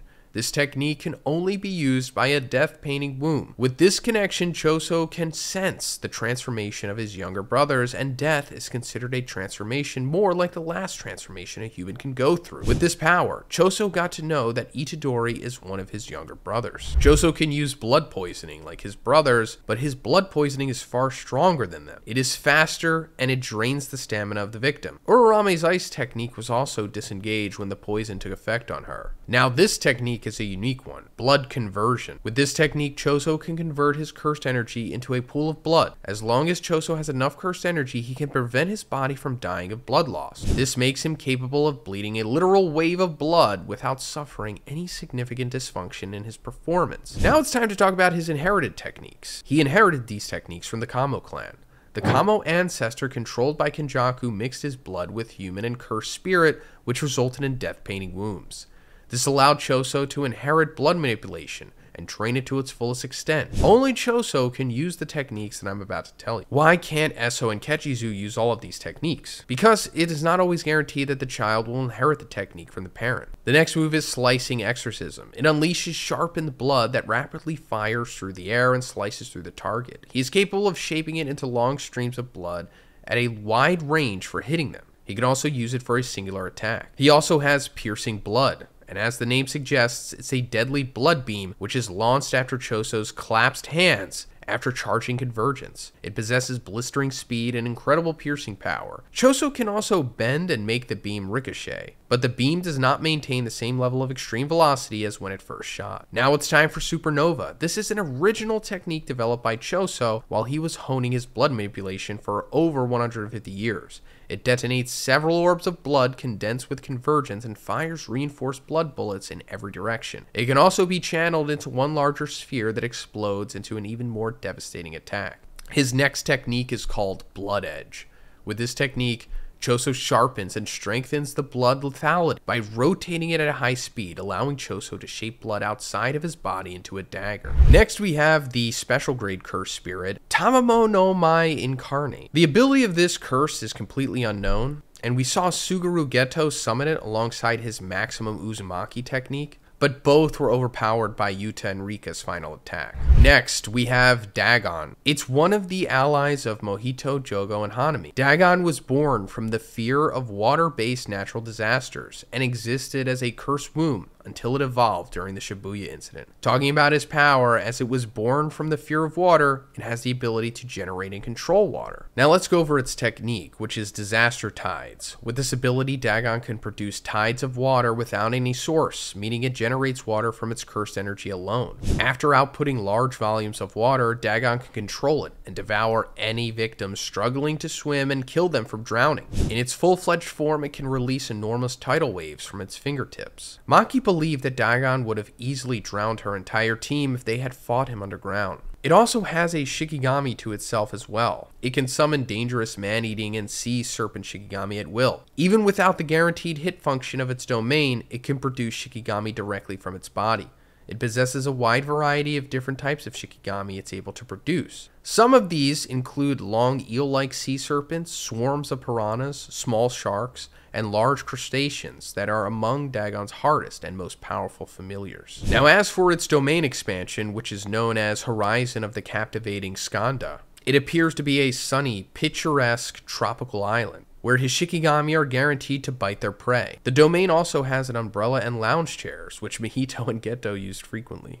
Next, we have Mahito, who we all know has superhuman strength, durability, reflexes, and a vast amount of cursed energy. And as for his techniques, Well, I suppose Black Flash is one of them, a technique that creates spatial distortion when a user connects with an impact of cursed energy within 0.00001 seconds of a physical hit. Almost instantly, you can say, the phenomenon causes cursed energy to flash black, creating an attack that is equal to a normal hit to the power of 2.5. Mahito learned how to use Black Flash during the Shibuya incident. Anyway, aside from that, we also have his innate technique, Idol Transfiguration. Mahito's curse technique grants him the ability to reshape souls. Doing so allows him to disfigure the body of his victims, heal his wounds, transform his appendages into weapons, as well as a limitless variety of other possible transformations. Now let's talk about the attacks that his innate technique allows him to do. First is Soul Multiplicity. Mahito uses his curse technique to merge 2 or more souls, which causes a reaction due to the rejection of the merge. You can say that it's a power-up because after this he uses 2 other attacks, and one of them is Body Repel.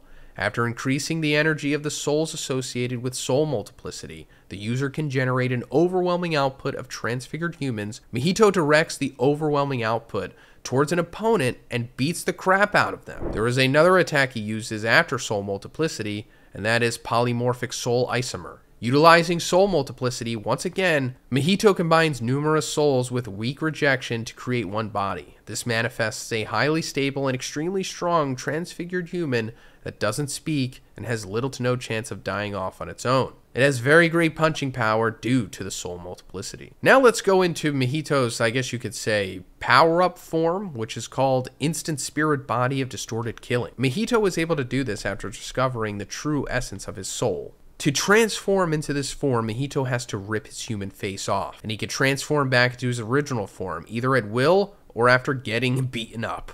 Now let's get into his domain expansion, which is called Self-Embodiment of Perfection. Mahito's domain expansion creates an environment where he is automatically connected with the souls of anyone inside and is capable of transfiguring them at will. Now let's get into Jogo. So the name of his innate technique is Disaster Flames. This technique gives Jogo pyrokinetic abilities. To simplify it, he can attack with fire. Now, as for the attacks that he can perform with this innate technique, the first one is Ember Insect. With this technique, Jogo can summon small flying insect-like curses from his volcanic head. The curses have large stingers that produce a loud noise upon impact and then explode. Next is his maximum technique, Meteor. It summons a flaming meteor that's launched by the user as a projectile. It's relatively small compared to real meteors, but massive enough to cause widespread devastation on a citywide level. We could see Shibuya being destroyed by this attack. Even Sukuna knew that if he was hit by it, even he, the King of Curses, would have been damaged. But coming up next is Jogo's other crucial technique. With this technique, even the untouchable Gojo can be hit, and this is called Domain Amplification. It is an anti-domain technique that envelops the user in their own domain to neutralize any opposing curse technique or domain expansion they come into contact with, which means that you can touch the untouchable Gojo. Now, for Jogo's domain expansion, it's called Coffin of the Iron Mountain. The environment constructed by this domain resembles the inside of an active volcano. It is a sealed-off stone chamber with large fissures across the walls and the ground that spout large portions of magma. This produces an ambient beat so great that the average Jujutsu sorcerer would combust upon entering the domain. It is strong, but it's no match for Gojo and his domain because Gojo's domain easily overpowered Jogo's domain. Because that's, how domain battles work for the most part. Anyway, next we have Hanami. And aside from all of the superhuman abilities that special grades have, Hanami also has another up his sleeve, and that is hiding his presence. Even after being a special grade curse, his presence is of a regular curse spirit. Additionally, he can move through plants and erase his presence completely, making Hanami difficult to pin down. Anyway, as for Hanami's innate technique, it allows him to manifest the illusions of cursed plants into reality. He can manipulate the created cursed plants too. Any wood or plant can be erased from reality as quickly as it's manifested. Talking about the attack that he can do with it, the first one is Root. As the name suggests, there will be roots. He can make them emerge from the ground from a surprise attack. When he limits the reach and number of roots, their power and speed increase. And vice versa, he can greatly expand the number of roots and their range by sacrificing speed and destructive power. The next one is wooden balls. Hanami can create single or multiple wooden balls from cursed energy. The balls have 1 or 2 sharp branches to attack and skewer their target and then disintegrate them. Hanami is also capable of using domain amplification, which I talked about with Jogo. Now, as for his domain expansion, this is called Ceremonial Sea of Light. But the thing is, we don't know anything about it. Unfortunately, we just saw him trying to use it that one time in episode 20, but was interrupted by, of course, Gojo. Next, we have Rika, the cursed spirit that was attached to Yuta. Talking about her abilities, she doesn't have any innate techniques like the other spirits. You can say that she is like the finger bearer, but much stronger. She's like a cursed energy supplier to Yuta, and that's why there are not many attacks for Rika to have on her own. But she has copied the attack of Inumaki, and she could summon a megaphone marked with the snake eyes and fangs of the Inumaki family. This allows Yuta to speak into and emulate the abilities of a cursed speech user of the Inumaki family, reinforcing his words with cursed energy to increase the compulsion of his commands.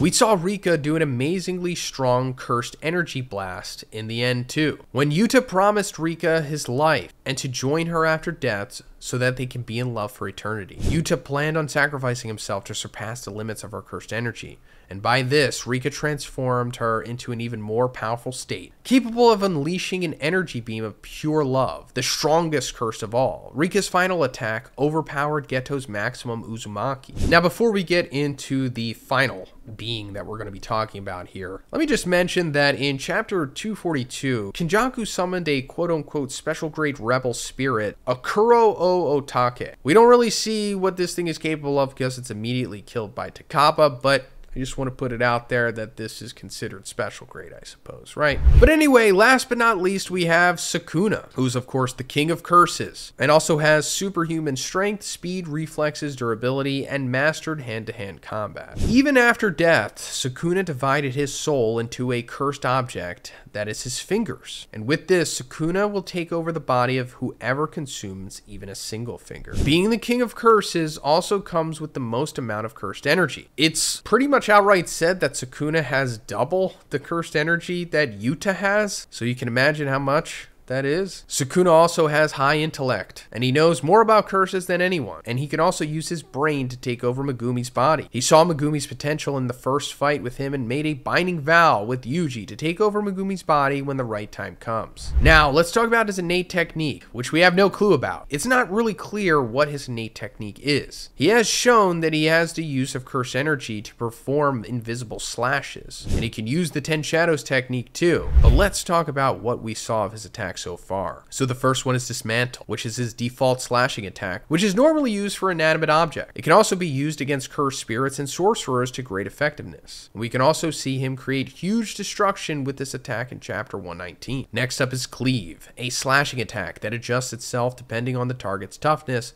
and cursed energy level to cut them down with one fell swoop. It's simple but powerful. Sukuna also took inspiration from Spider-Man when he made the spider web. It's a technique that allows Sukuna to create a spider web-like pattern on the ground by utilizing the Cleave technique. This web can be used to disrupt or entrap enemies. Sukuna also has a fire attack called Fire Arrow. He can create and manipulate flames for long-range attacks by forming an arrow. These abilities exceed even Jogo's, whose whole character is based around fire. Sukuna also has seemingly the best reverse curse tech, and he can not only heal himself, but others too. We can see him heal Megumi, since we saw him heal Megumi and Yuji. Sukuna can also heal his exhausted cursed energy. He saw Gojo how to do it, so he just instantly learned, or it's possible he already knew it. And of course, Sukuna can also use domain amplification. Now, as for his domain expansion, it is the infamous Malevolent Shrine, and his domain is very different from other domains in the anime. Sukuna's domain expansion creates a Buddhist shrine decorated with skulls, and the Malevolent Shrine also has a unique trait. It doesn't create a separate space using a barrier. Instead, it has a range of 200 meters, and anything within the range is hit by the attack. You can use Cleave and Dismantle as the main attacks in this domain. So now we can go into some sorcerers. So let's talk about Geto, or Suguru Geto. So Geto's innate technique is called Curse Spirit Manipulation, and as the name suggests, it allows him to manipulate curses. And as the name suggests, it allows him to manipulate curses that he has consumed. The curses that he has dominated are absorbed into small black orbs that Suguru must ingest orally to use. If the difference in grade is more than 2 levels, Suguru can absorb a curse with no consequences, which means that he doesn't have to make a ball out of it. He can also absorb other sorcerers' curses, as long as he kills the master, like he wanted to do with Rika and Yuta, but failed to do so. There is another attack that he can use with his innate technique, and that is Maximum Uzumaki. In this attack, Geto combines the power of a massive number of collected curses into one powerful attack. Suguru used over 4,000 curses in his Maximum technique during the climax of his battle with Yuta and Rika. We can see him using a curse tool too. Next, we have Yuki Tsukumo. Her innate technique is called Star Rage, and it's kinda weird. It adds virtual mass to her body and her Shikigami, Garuda. The mass added to Yuki and Garuda's attacks give them devastating destructive force, capable of effortlessly exercising a special grade curse. Yuki can also use reverse curse technique as well. Now let's talk about her Shikigami Garuda, and this thing is directly connected to Yuki's Star Rage. By this, Garuda becomes a curse tool for Yuki to utilize in battle. Garuda can also fight and restrain Yuki's opponents independently, creating situations where they fight side by side. She can also use a simple domain. It's an anti-domain technique to simplify. It resists a domain expansion's guaranteed attack by targeting and neutralizing its barrier. We can see her use this against Kenjaku, but it was quickly destroyed by womb profusion. Although it is not shown, Yuki has a domain expansion as well. Yuki and Tengen talked about her using her domain expansion against Kenjaku while they were working out their plan. However, to avoid burning out the curse technique after the domain expansion, Tengen convinced Yuki to use a simple domain instead of her own domain. Next, we have Yuta Kotsu. We'll directly talk about his innate techniques. But before, let me clarify this. Rika is still with Yuta and acts the same as she did before. I've already gone over Rika's abilities, so, As for his innate technique, I suppose it's called copy. While connected to Rika, Yuka can copy innate techniques and use them. He can even use multiple different techniques that he's copied in quick succession. It's not really clear what the conditions are for Yuta to be able to copy this technique, but we saw him gain Uro's technique when Rika consumed her arm. Yuta can also use curse speech, as we discussed before. Now let's talk about Yuta's Shikigami, because he can summon them by pulling out strands of his hair and using it as a medium. The Shikigami that appear are small bats with heads similar to Rika. They fly around the opponent in circular formation, creating a sphere of orbital trajectories that can slash anyone caught inside. Yuta can also use reverse curse technique on him and others. We also see Yuta using curse tools as well. The first is a katana that he imbues with his cursed energy and then performs multiple attacks with. The second one is some kind of gauntlet. It covers Yuta's arm with a metal covering and absorbs any shock that comes to Yuta's arm. We could see Rika holding so many weapons, but we only see Yuta use these two among the others. And last but not least, let's talk about Gojo. So, turns out Gojo can also use Black Flash, which is pretty cool, as well as reverse curse technique. But as for his innate technique, which is called Limitless, it represents an inborn skill originating from the Gojo lineage. This ability bestows upon its wielders near absolute command over space by manipulating cursed energy at the atomic scale. This manipulation yields various outcomes and additional techniques. Beyond the foundational spatial manipulation, Limitless encompasses 3 conventional forms and an extra non-standard form. Let's talk about Infinity first. It's a little complicated, but you just have to know this. Whenever someone or something tries to hit Gojo, it hits the layer of Infinity around him. Infinity slows down the speed of the attack so much that it just stops. It's like connecting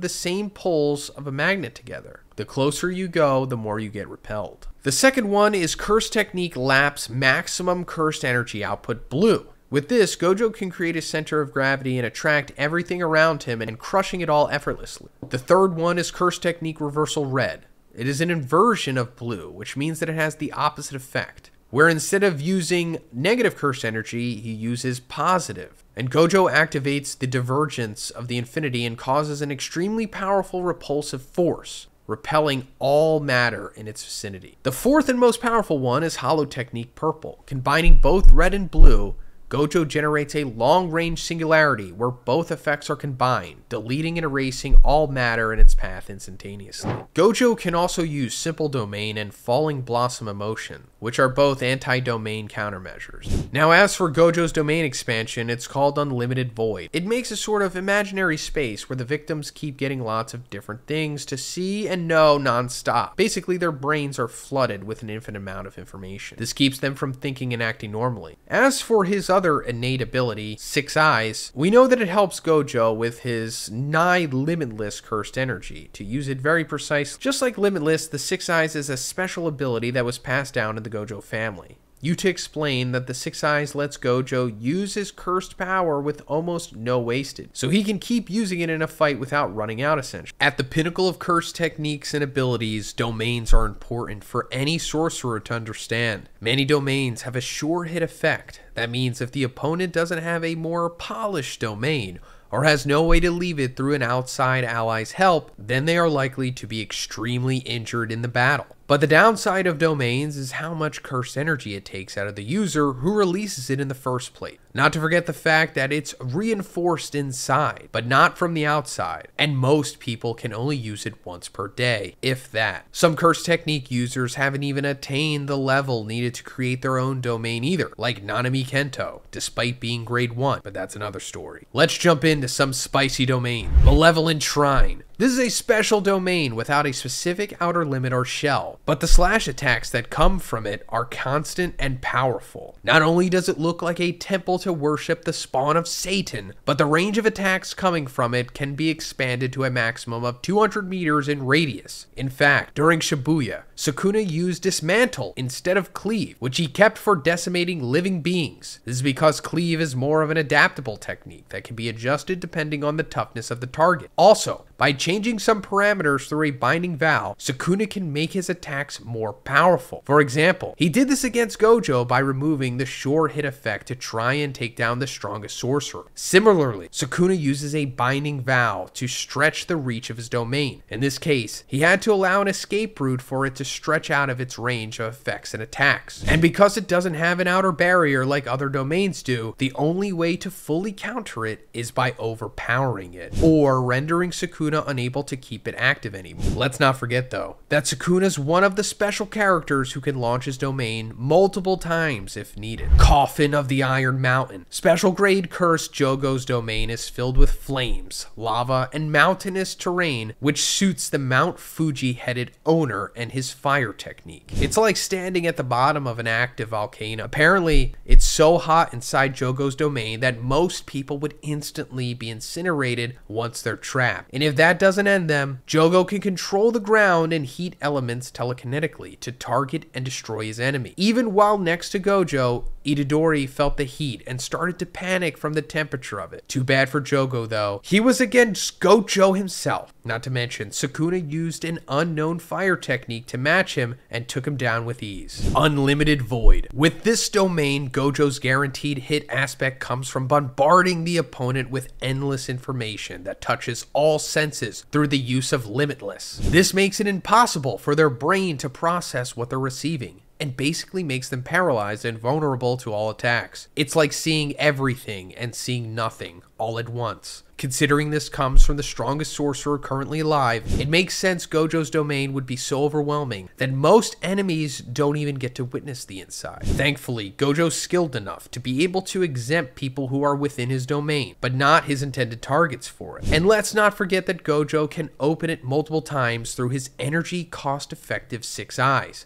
as well as calculate the precise amount of time to keep it open to avoid unnecessary casualties. Self-embodiment of perfection. This is Mahito's terrifying idol transfiguration brought to its utmost limit. With death on the horizon for him, inspiration suddenly hit Mahito, and he was able to conjure hand signs for the domain from his mouth. It has the goal of striking an enemy's soul and the shape of it, without needing physical contact. Knowing that touching an enemy isn't always possible, this domain domain remedies that issue by dragging an unlucky soul into a trap and targeting them instantly and without missing. If the target has already been touched beforehand, then it makes it certain to kill whoever is trapped inside the domain, unless they have a crazy friend who breaks in from the outside. Knowing that Sukuna was a landmine for him, Mahito also adapted his duration to avoid touching his soul within Yuji by copying Gojo's quick thinking. Chimera Shadow Garden. Though Megumi used this when it was incomplete at first, and with him heavily damaged, it still left an impact with fans. It conjures up a shadowy, damp plate that confuses the enemy with multiple Shikigami summons, as well as shadow clones of Megumi himself. Thanks to this and Demon Dog Totality, it helped him take down a special grade curse by himself. Despite being an offensive domain, Megumi used it to support his allies within Dagon's domain and give Maki a weapon to defend herself. Despite not being a refined domain yet, with some backup, Megumi can use it to nullify other domains' guaranteed hits. It does cost a lot of his cursed energy though. Since it's still a new upgrade for Megumi, he struggles to create the barrier for his domain and can't ensure it will hit his opponent. Instead, Megumi's 10 Shadows technique is provided with a much needed boost, 120%, that can help him survive the battle. Graveyard Domain.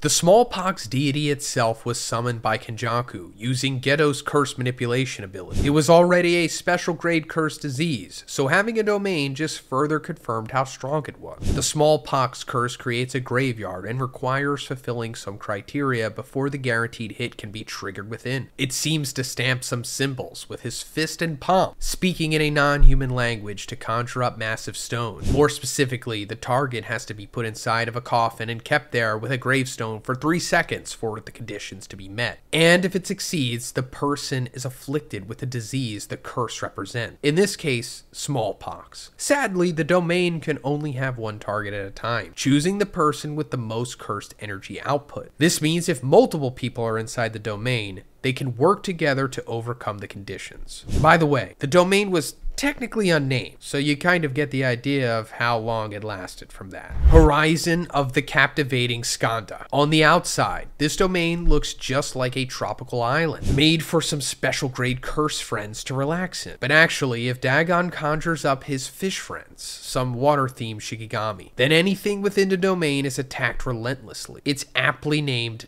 Death Swarm. Not only that, but they're impossible to even see because they don't appear until they start attacking. And by that point, the damage has already started, as the Shikigami munch away at any targets like Piranha. This was only possible due to Dagon's innate technique that allowed him to expel water and even create massive tidal waves. This can also be used to pull people in and drown them, if somehow they escape the aquatic Shikigami. Despite being a very powerful domain, it remained easy to break into from the outside, like Mahito's. Another downfall might have been the changing of the domain's intent. Prior to Shibuya, his domain was only meant as a peaceful spot for his allies, and since Dagon only recently evolved into a full-fledged cursed spirit, he struggled against Megumi's shadow domain backed by a coveted bloodline technique. Toji popping in certainly didn't help. Time Cell Moon Palace. Naoya Zenin's domain directly relates to his inherited innate technique of projection sorcery that can cause enemies to turn into 24 frame per second images. Part of why he even unlocked his domain, though, is through having been killed by non-jujutsu means. Maki had left him alive, but her mother finished him off without using cursed energy, so he came back as a vengeful cursed spirit with more power than when he was alive. Even his speed was unmatched by her, despite her awakening of heavenly restriction, and not to mention being able to use 24 frames per second on his opponents at a cellular level. The domain itself is mostly empty, save for a massive eye and flesh that forms a platform for the opponents to stand on. Anyone who's touched within the domain has to move at the same speed as Naoya or face destruction, rather than just being turned into images. Unfortunately, his domain, like most others, doesn't recognize people with no cursed energy, and so anyone like Maki can become invisible to the guaranteed attacks. Deadly Sentencing. Being a lawyer, Higuruma has a specific Shikigami named Judge Man, who plays the role of a Grim Reaper or an executioner within the small courtroom. With it, and his newly gained curse technique, Higuruma forces a non-violent trial between him and whoever he sees as a guilty party. Through a binding vow, Higuruma explains the rules and allows the accused to defend themselves through statements. Unlike what the name sounds like, the trial plays out fairly, and the guilty verdict is the only time when anyone can be injured. If the person is guilty, Higuruma's gavel becomes giant and strikes the person, while stopping them from using cursed energy. But that's only one of the multiple outcomes of the trial. A more extreme verdict requires the use of the executioner's sword. Even then, Higuruma overrode the verdict against Yuji when he saw that our MC was taking the blame for violent acts he hadn't actually committed by choice. Yeah, Sukuna should have been the one judged, and he probably will be in the future. Idle death gamble. Just like the name suggests, Kinji Hikari's domain has to rely on a large amount of luck to succeed in his domain, purposely created as one of the most confusing domains by Gege. Poked fun of within the story too. It actually has multiple chances of helping Hikari. Through a Japanese-style slot machine, it features a romance manga's characters and needing to match numbers and images. The main character is Yuki Yamaguchi, who experiences different trope-like scenarios with other characters. The domain has a number of boosts available too, and different outcomes that could occur. There's no end to the entertainment we could get from the private pure love train if it wasn't a life or death battle. Interestingly, all the rules and information is instantly transferred to the person brought inside, and it's one of the fastest domains to initiate at 0.2 seconds. Not to mention that if Hikari hits the jackpot during a battle, he becomes invincible for 4 minutes and 11 seconds through an endless supply of cursed energy pouring into him. This also allows him to keep opening his domain, so instead of a guaranteed hit, it's guaranteed survival against high-level threats. No matter the injury during this time, reverse cursed energy will heal the wounds. The odds of it are 1 in 239, but if Hikari spins enough times, there's always another chance through secret probability information. Hikari certainly proved himself against ancient sorcerer Kashimo, gambling with his life at every moment. Womb profusion. Kenjaku's borderless domain, much like Sukuna's, depicts an amalgamation of womb-like cursed spirits to reflect both the experiments he did while in Noritoshi Kamo's body and his current body, Suguru Geto's infamous curse manipulation. Just looking at it, the totem of suffering spirits certainly suits someone named the most evil sorcerer in history, and it took down a special grade fighter like Yuki extremely quickly, despite her using a simple domain, which should have aided her in battle. The full details of the domain aren't known, since Tengen was able to break it down as planned, but there was a powerful blast unleashed that was reminiscent of Geto's maximum Uzumaki. Though it's a mysterious and strong domain, Kenjaku is still worried about going up against someone like Gojo on his own. This gives us a hint as to where it may land in terms of power. Threefold affliction.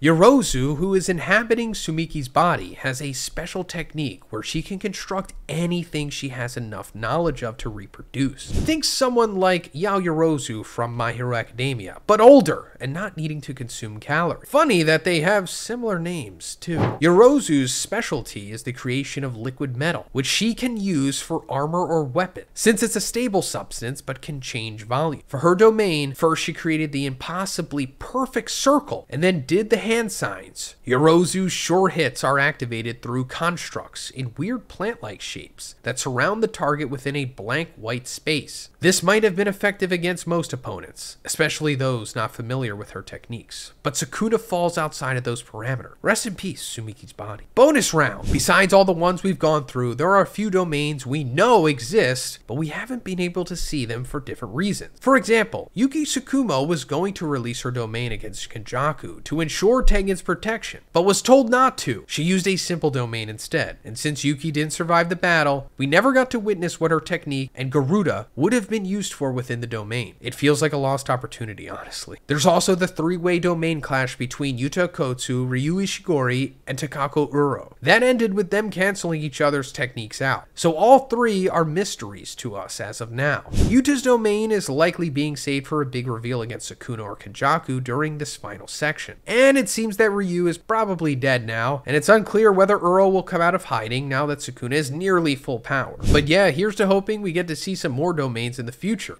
So in case you're unaware, there's like this new Jujutsu Kaisen character that got revealed recently, and he's straight up getting cooked online. And just looking at him, you can probably tell why said cookery is going down. And I'll get into that, but first let me explain like what this dude is exactly and where he's coming from. So first of all, he's coming from the new-ish Jujutsu Kaisen mobile game, Phantom Parade. Probably heard of it. And I guess he's coming out on like a new update for the game or something, not really sure. But obviously he is exclusive to that game. He's not like actually a part of the series, although he looks like he could come from a movie very easily. But his name is allegedly Oboro Zetsu, and he is a special grade curse spirit. And his curse technique is also allegedly called Treasure of Bones and Fetus.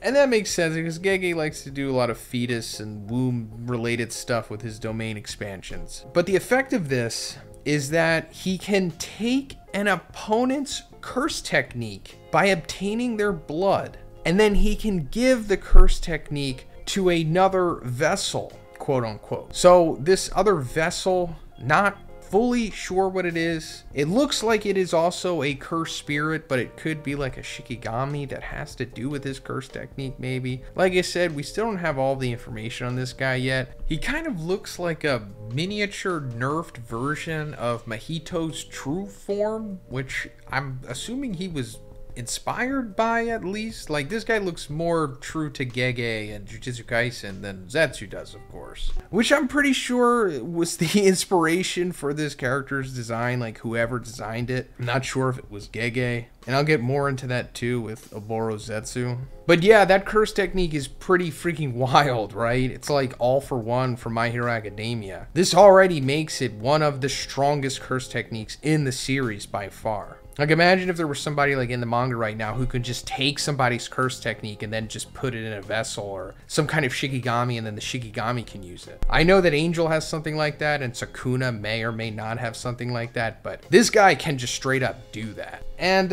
wouldn't you know, he does it to freaking Megumi.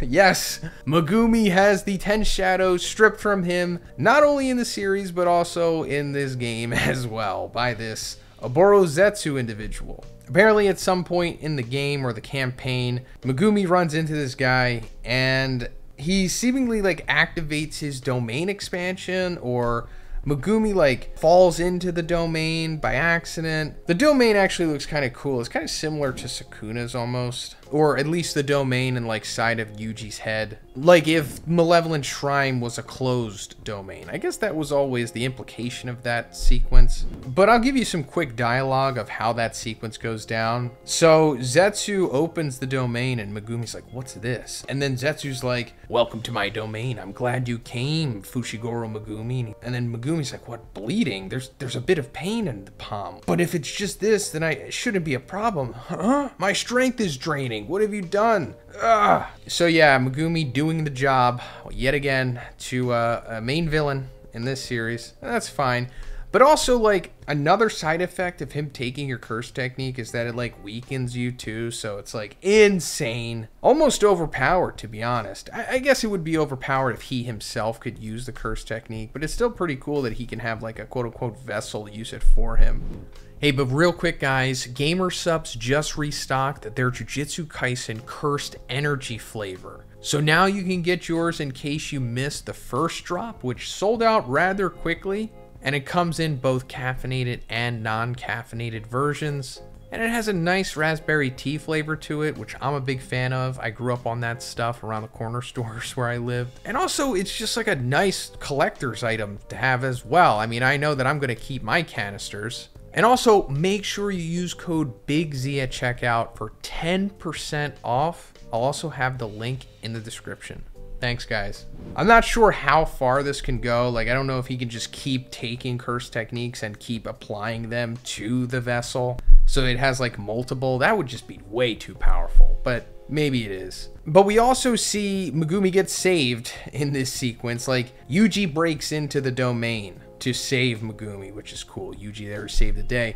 And I guess when Yuji comes into the domain, we get like a little inner sequence from Sukuna, and like Sukuna like observes Zetsu, and all he says is like, boring, which is, you know, totally like Sukuna. But to be honest, I thought Sukuna would be interested in Oborozetsu's technique here. It's pretty outstanding. But maybe Gege didn't write this. I don't really know how much he had to do with this. And that being said, you're probably thinking like, well, Oborozetsu doesn't look like a Gege character. And that is true. I mean, that's the first thought that I had, and it's actually the first thought that many people have, because that's why he's getting cooked. It's mainly his appearance that make people despise this guy. Like, they're just saying he looks terrible, doesn't look like he comes from the Jujutsu Kaisen world. They're saying he looks like a cross between like a Black Clover and a fairy tale character. And I gotta say, that's a pretty accurate comparison there. Which makes me think that Gege probably didn't design this character. Which is fine, maybe they're trying to go into a different direction, but yeah, he is the most different and odd looking curse that we've seen so far. I mean, he's kind of similar to Mahito a little bit, but not exactly, you know? Or maybe they were trying to get more cutesy with him. Not really sure. Making him into like a more accessible character to a different type of demo. I don't really know what they were doing with this. But aside from his aesthetic, I'm totally down with his curse technique. Like, it's awesome. Like, it's a really cool ability. I wish there was actually a character in the series who had this. Like, I always bring up Michizane Sugawara in my reviews, like the distant ancestor of both Gojo and Akotsu, who eventually became one of the 3 big vengeful spirits. It's like, it would have been cool if he had this ability. You know, just give him something like that. I don't mean just it has to be him, but just, you know, somebody like that that could realistically exist in the actual canonical Jujutsu Kaisen world. Oh, and going back to the curse technique, another cool thing that we actually see is Oboro's vessel guy using the 10 shadows, and he's able to use like new. Forgot to mention that, so that's a cool little sequence. And also, this game actually has more new exclusive characters to it. Actually, sorcerers. And these two actually look like they were designed by Gege. We've got a new girl character by the name of Saki Rindo, and then a new male character by the name of Kaito Yuki. Not really sure what their abilities are. I don't even know if it's honestly been revealed yet, but Saki has like these Nanami like things that she wraps around her hand, and I guess that has something to do with her curse technique. And then Kaito, I don't know, maybe he has some kind of like overhaul from My Hero type curse technique or something, not sure at all, but they look cool. And it's kind of too bad that they're just regulated to this game. They would be a shoo-in into the actual series, because apparently they're coming from the Fukuoka branch of Jujutsu High.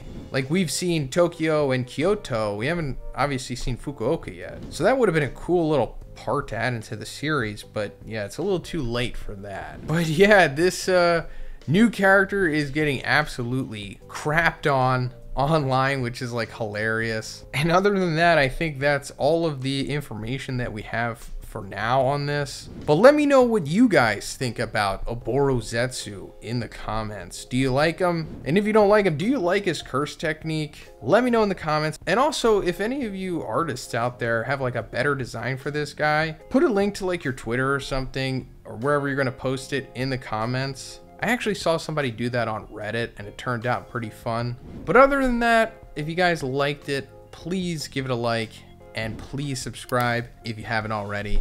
Have a great day, and I'll see you in the next one.